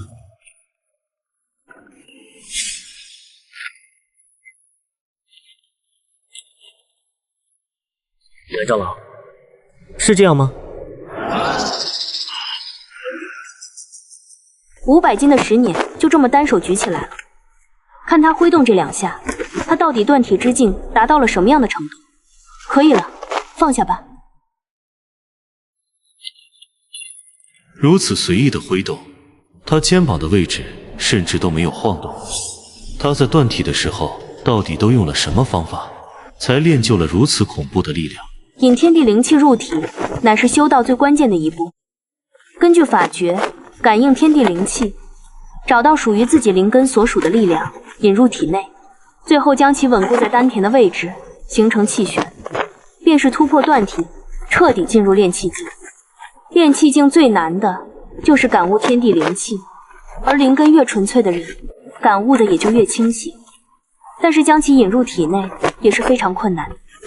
就算是天灵根，这一步也是快则3日，慢则数月不止。所以我们一定要一步一个脚印，刻苦。李观奇。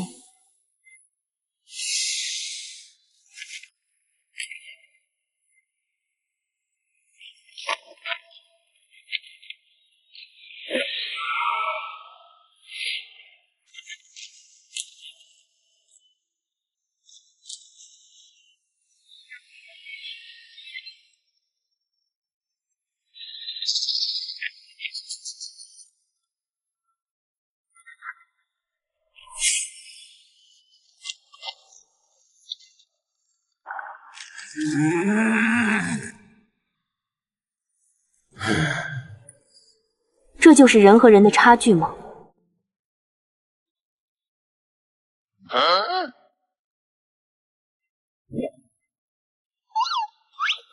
这些东西都是我们体内的杂质，修仙入道会渐渐排除体内这些杂质。你就先回去收拾一下吧。其他人这会可以看一下面前的断体功法以及引气口诀，有什么问题可以直接问我。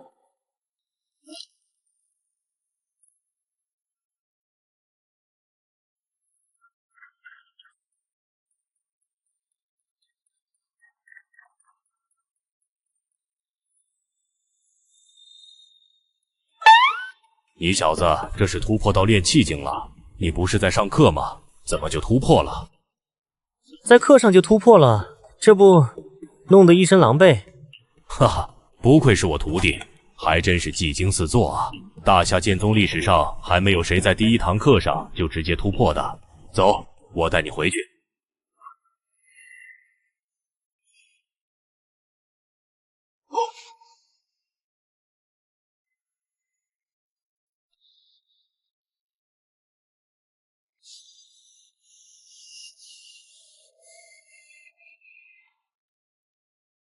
我没看错吧？师弟今儿不是刚去天水峰听课吗？怎么就突破了？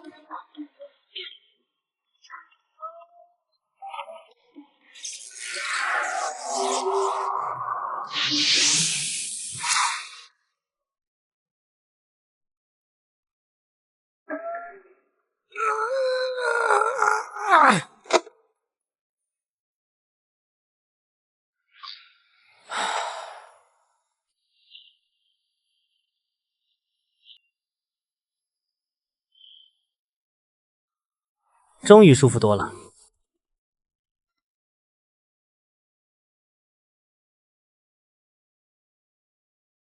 蓝河可是和你们讲了灵虚和命势。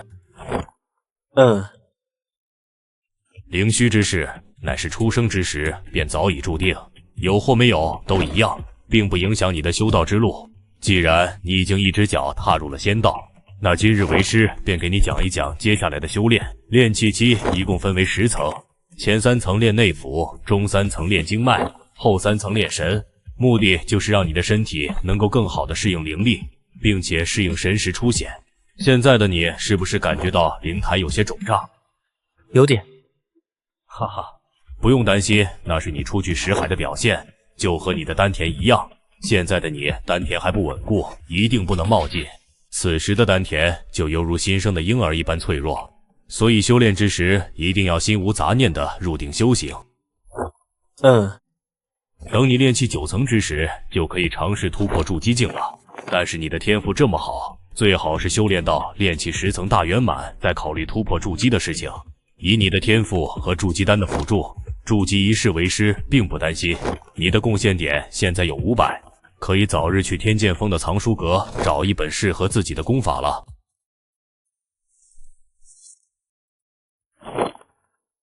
这个储物袋你拿着。储物袋有什么用？这么小一个袋子，也装不了多少啊。哈哈，你尝试着调动灵台内的神识，接触一下呢，集中你的精神。想象识海中的神识就像是一根银丝就好了。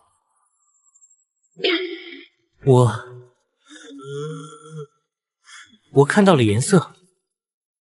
你试着用储物袋将桌子上的东西收起来。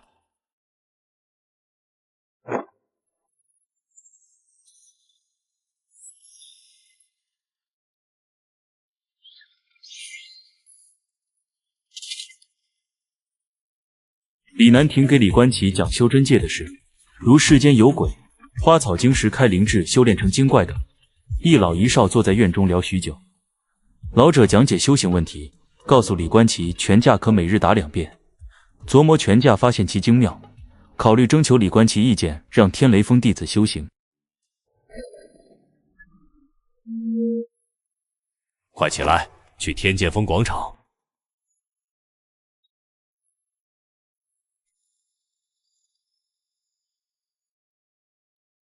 师傅，这是怎么了？先前那钟声是怎么回事？这是大夏剑宗的警钟之音，很少会敲响。一旦敲响，所有在宗门内的弟子都要迅速赶往天剑峰广场。应该有弟子触犯门规了。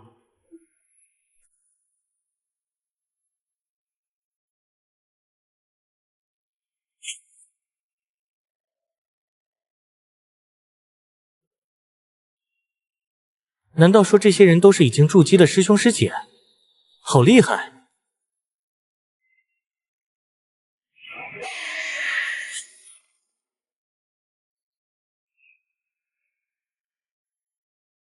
图魁跪下！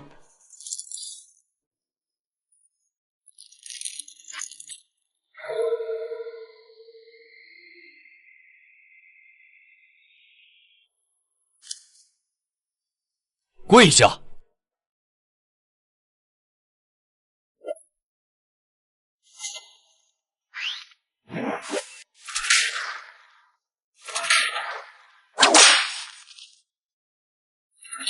好你个土魁，我让你做天金峰的峰主，你就是这样管教徒弟的？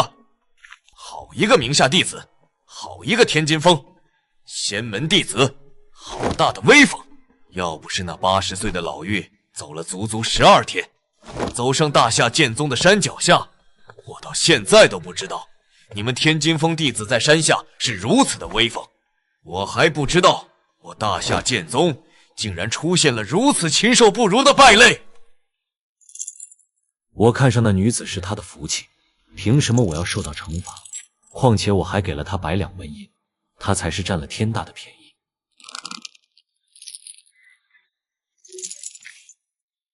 事到如今，你还觉得你没错，妄为仙门弟子？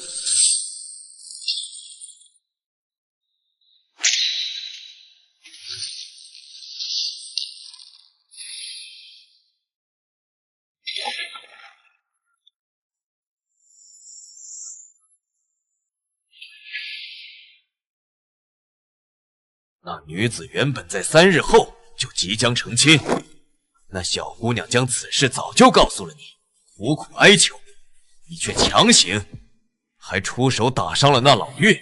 小姑娘自觉无颜面对未来夫君，在你走之后便悬梁自尽。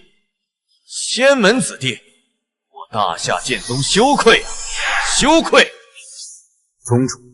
宗主，我知道错了，我知道错了，我这就给那姑娘的赔礼道歉，金银补偿，我这就退出大夏剑宗，给他们家当牛做马。我错了，我真知道错了，放过我好不好？我真知道错了。你看，我死了就剩那老妪一个人，连个照顾的人没有。不杀我，我这就下山去他们家伺候他老人家受尽惩罚。反正我都已经废了，我就是个废人。放过我。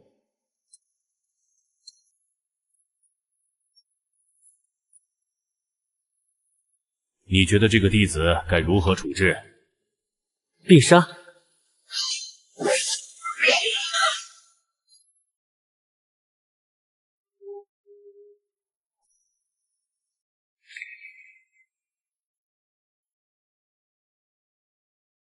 我不希望再有人触犯宗门门规，若是不清楚，就在身份玉简中给我好好看，牢牢地记在心间。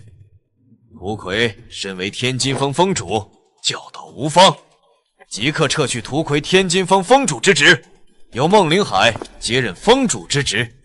弟子犯错，师父无法免罪，就由你亲自带着这孽徒的尸首，去给那老妪一个交代。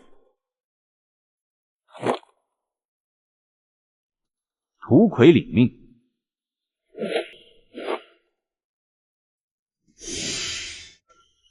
为何你会觉得此人必杀？我看不是有不少弟子都觉得那人的认错态度十分诚恳吗？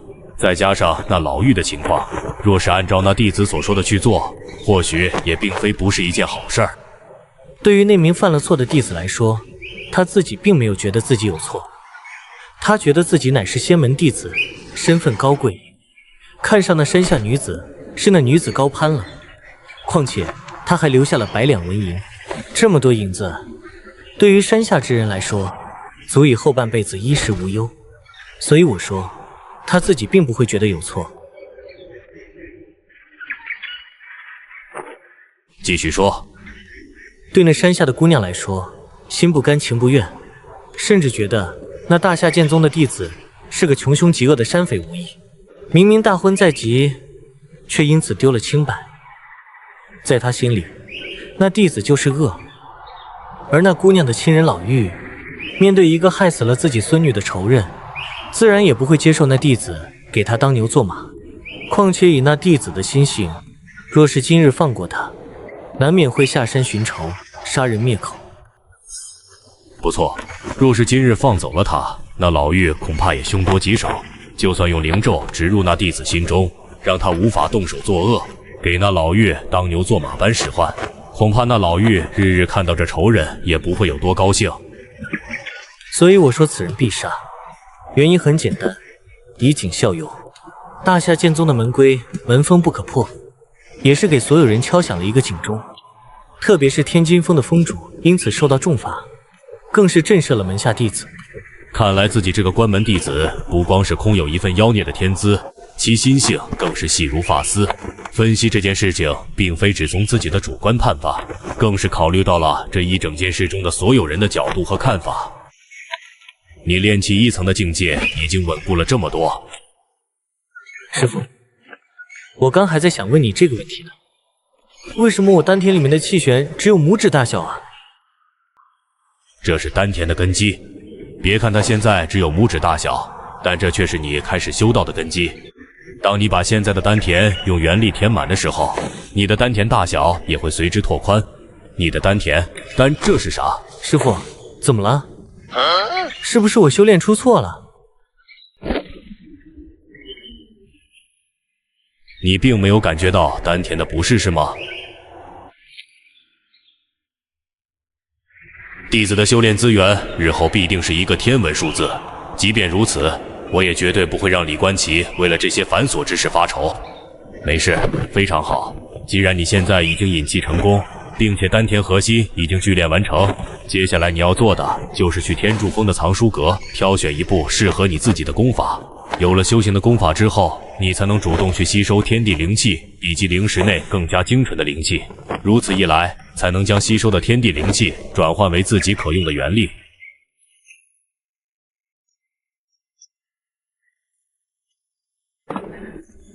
气殿、丹塔等重要场所都在天柱峰。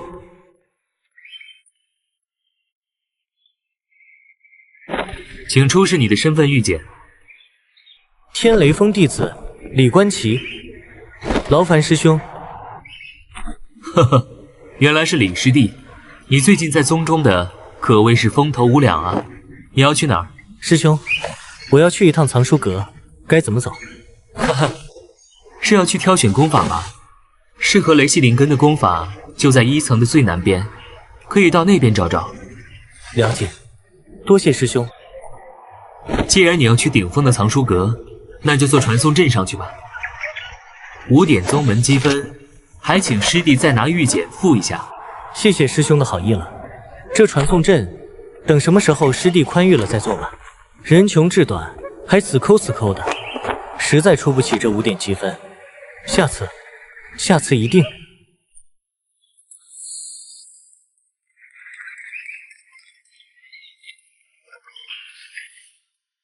有意思的小家伙。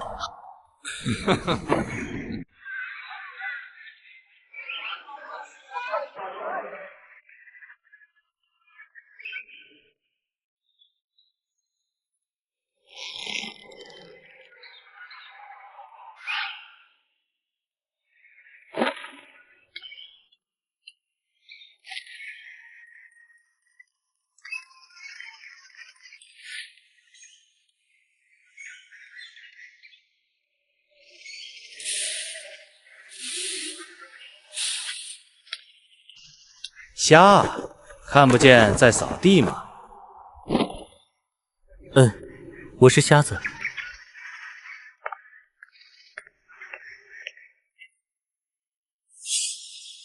瞎都瞎了，还带个破布遮他作甚？怕人瞧你还折腾？我瘸腿从来不折。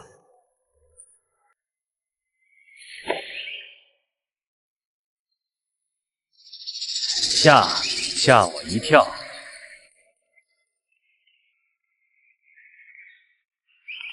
谢前辈点拨。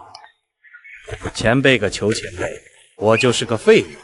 山下的山水志看多了，见个扫地的都以为是绝世高人，不光是个瞎子，看样子脑子也不太灵光。哈哈哈哈！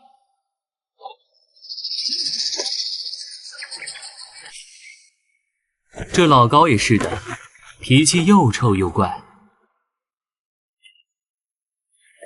师兄可知道那人是谁？啊，对不起，我并非有意耻笑于你。无妨，倒是师兄语重了。师弟是天雷峰的弟子李观奇吧？那人名叫高启文，曾经……哎，不说了，反正别招惹他就行了，不然他能追着你在宗内跑上3大圈。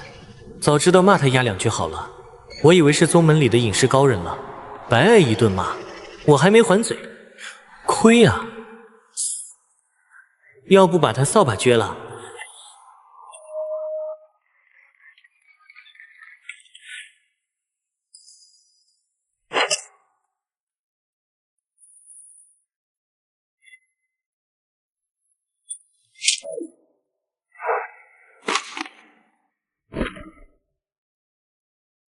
这样的衣服才舒服。小子，你也是。以前当乞丐的时候，就觉得褶皱巴巴的衣服才软和，可惜就穿过一件，把这件穿成我以前那件一样，又不知道要多久。那就穿自己的衣服，不就完了？小子，这断体的底子打的是真好啊！就连我都想知道你小子是怎么练成这样的了。老夫名为林道言，你叫我林老就好了。弟子李观奇，见过林老。你小子就是最近那个觉醒了圣品灵根的吧？最近倒是在宗门中风头正劲啊。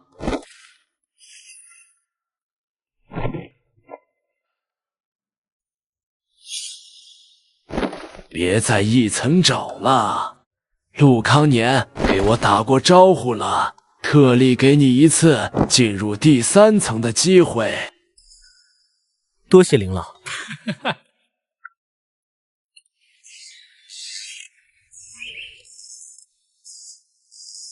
大夏剑宗出了个好苗子。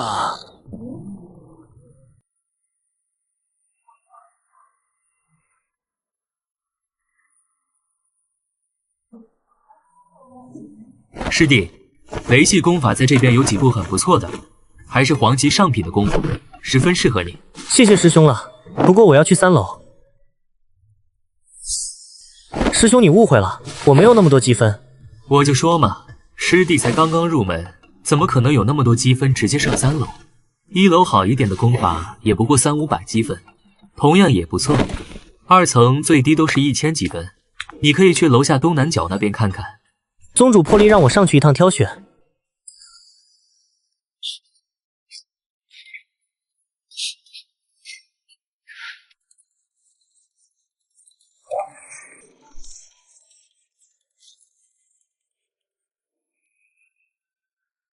你好，天金峰叶枫。天雷峰李观奇。听说过你圣品灵根，好生羡慕啊！我这个觉醒了王品灵根的人，在你后面都没有掀起一点风浪来。要不要打个赌，看看谁拿到的功法品阶最高？下雨天打孩子，闲着也是闲着，来呗。我这天赋和你比起来还是差多了，现在已经感应到天地灵气了，今晚应该就可以引气入体了。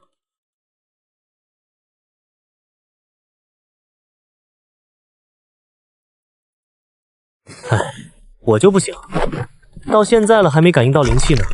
那就这100块下品灵石当做彩头吧。哎呀，那我岂不是占了你便宜？这样，要是我赢了，我就拿1半的灵石；要是我输了，我的这100块灵石就全都滚。这怎么能行？说好了打赌。好了，就按照我说的办。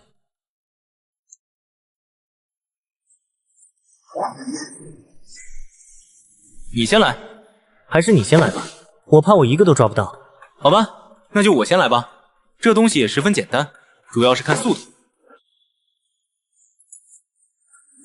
这家伙断体之境十分扎实，难怪对方如此有恃无恐，看来也是源自于自身的实力啊。不对啊，那天大厅之中就是所有弟子了，除了有一些迟到的。这兄弟该不会第一天就迟到了，压根儿没进去吧？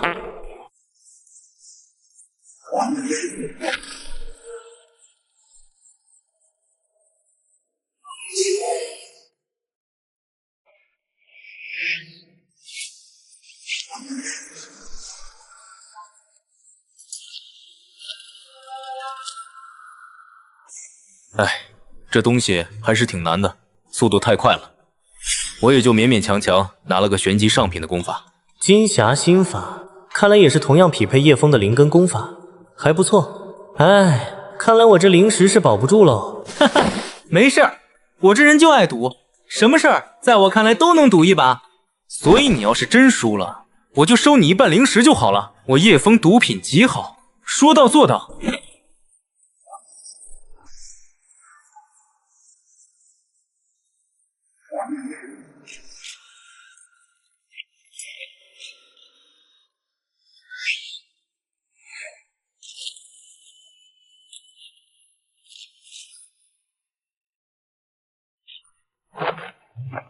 这是想减轻一些重量，增加速度和灵活性吗？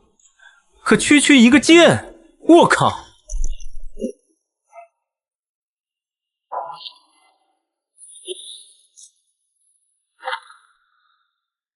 谢谢叶兄的慷慨解囊了，怪不好意思的。你，我怎么了？你身后那剑匣有多重？500斤啊！500斤！你现在可是已入炼器？炼器1层，不然我也不会这个时候过来找功法。实在是丹田长得很，又没有修炼功法将吸收的灵气转化为元气。你也没说，你也没问啊。好，这些我都不和你计较。但是明显我的功法灵光更加强盛，我没输啊。九转行雷经。地级中品残篇上半部，因缺失金丹境之后的功法，定级为玄级极品功法。又赌输了，我运气就这么差，这都能输？欢迎下次再来找我打赌。3个月后的第一次的入门考核，我们要不要再打个赌？赌什么？还没想到，到时候再说吧。下次我一定要把这次输的赢回来。要不要给你留点灵石修炼？没事，回头我让家里给送点就是了。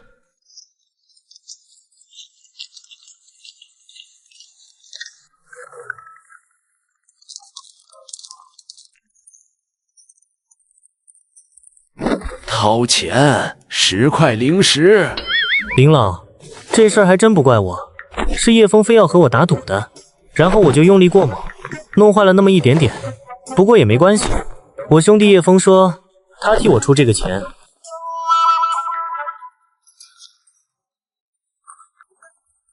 李关奇，你欠我10块灵石，不知道赌徒被别人欠钱是要坏运气的吗？师傅，你怎么在这？这不是想看看你拿到了什么功法吗？拿了一本残篇。你没拿到那本混元天雷功。没事，等你到了金丹的时候，到时候为师带你去一些拍卖会碰碰运气，看看能不能碰到更好的功法。我帮你梳理一下功法的问题，你第一次修炼，以免有什么问题。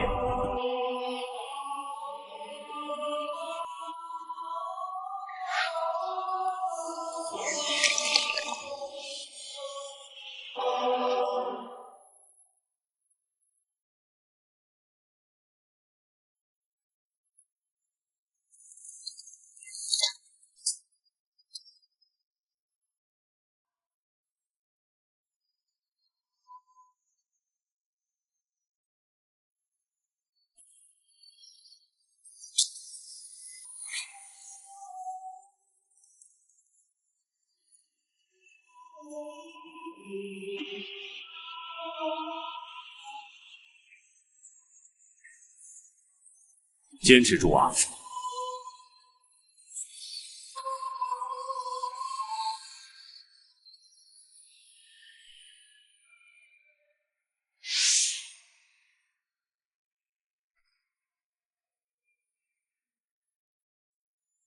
糟了，忘记告诉他，冲破经脉之事不能急于求成，可以过每天突破一点了。镇守天灵，紧收心神。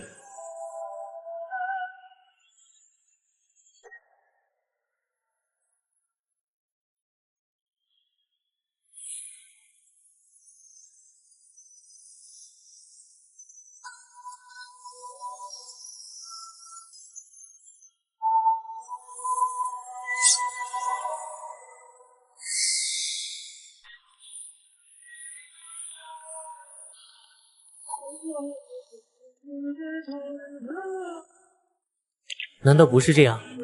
以前的山水志上不是说，一般这样的东西里面不都有个老头啥的吗？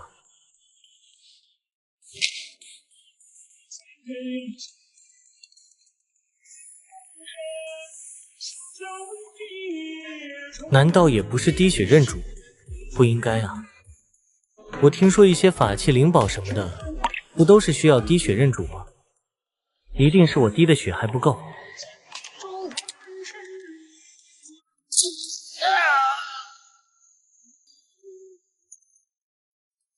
这是咋了？咋这么想不开，割腕自杀啊？哎呦，我的傻徒弟，你是遇到什么事儿了啊？我的妈，也这是流了多少血啊！来，先喝点水。那个，师傅，你怎么在这儿？关奇呀，为师虽然只是个金丹境，但如果你遇到了什么事情，一定要和为师说。不说其他的，大夏剑宗之内，除了宗主以外，你受了任何委屈，你师傅都能给你讨个公道回来。所以说啊，你一定不要想不开。你的修道意图如此坦荡，怎么这么想不开寻死呢？来，你给为师说说，到底是因为什么？没事，说，我倒要看看是谁敢如此欺负我李南亭的弟子。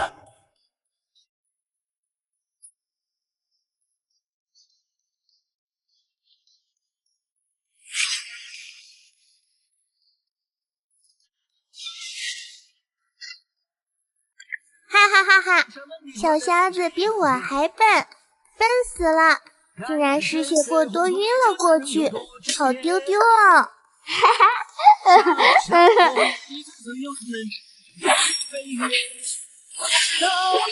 有雨所求，人不得圆。斗胆笑日月射落，百转相见照太破。谁注入，谁流离，谁稳定，谁失措？此卷何必笑我？谁情会是你我知，我正执着。任何心在九州来过的过，当作天阴一时，谁让明眸残彩如心花？纵使我双掌一天苍龙复活，奈何相互助者人心如墨。所谓天下第一，怎有我天高海阔？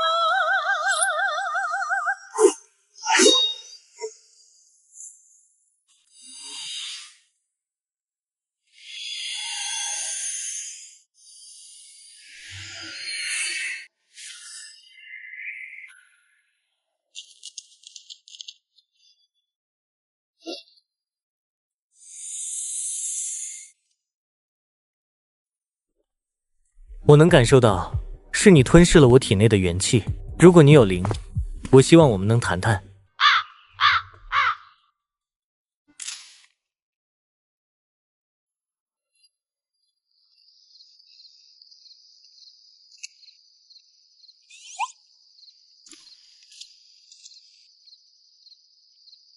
我只说最后一遍，谈不谈？给脸不要脸！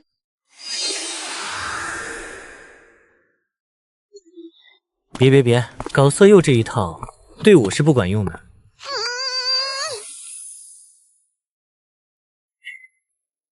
你没有任何资格拥有我。什么是资格？区区剑灵而已，能现身而出，还是偷了我的元气？你又有什么资格在我面前趾高气昂？你凭什么这么高傲？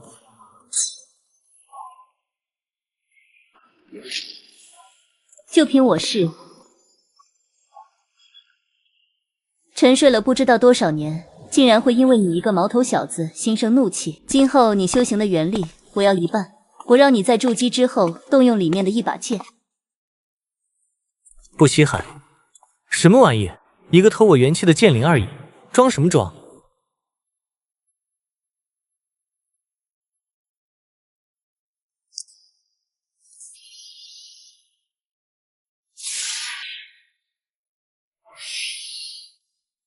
老家伙，这是你第二次威胁我。臭娘们儿，我只给你3次展露杀意的机会，错过这些机会，我必杀你。我孙子吃软不吃硬，想跟着他，我劝你服个软。好，我还给他。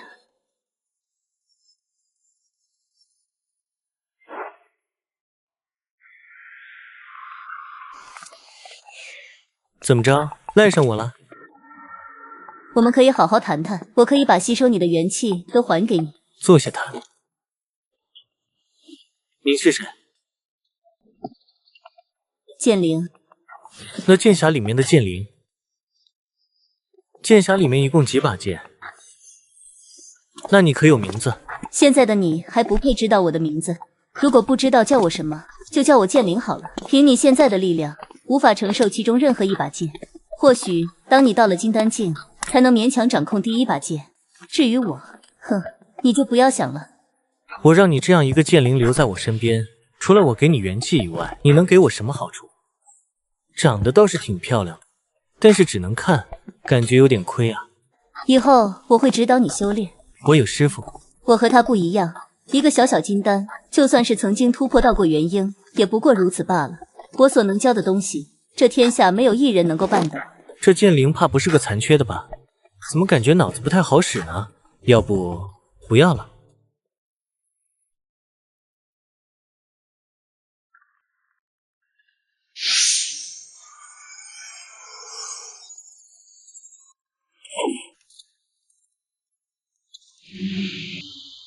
这是那部残篇功法的后续。这种垃圾功法，后续推演不是再简单不过了。不过这本功法倒是挺契合你的灵根的，所以在化神之前倒是不着急换功法。瞧不上也没说给我一本品阶更高的功法。还有什么问题吗？没问题，当然没问题了。不过我就是想问问，你这得再吸多少啊？一直吸。那岂不是说以后我修炼得来的元气都要分你一半？这次只是为了我的苏醒而已，在你筑基之前我可以不要了，但是后面必须分我。我一会儿可以把吸收你的元气都还给你，但是必要的时候还是可以给我分一点，毕竟我需要维持现在的神灵不散。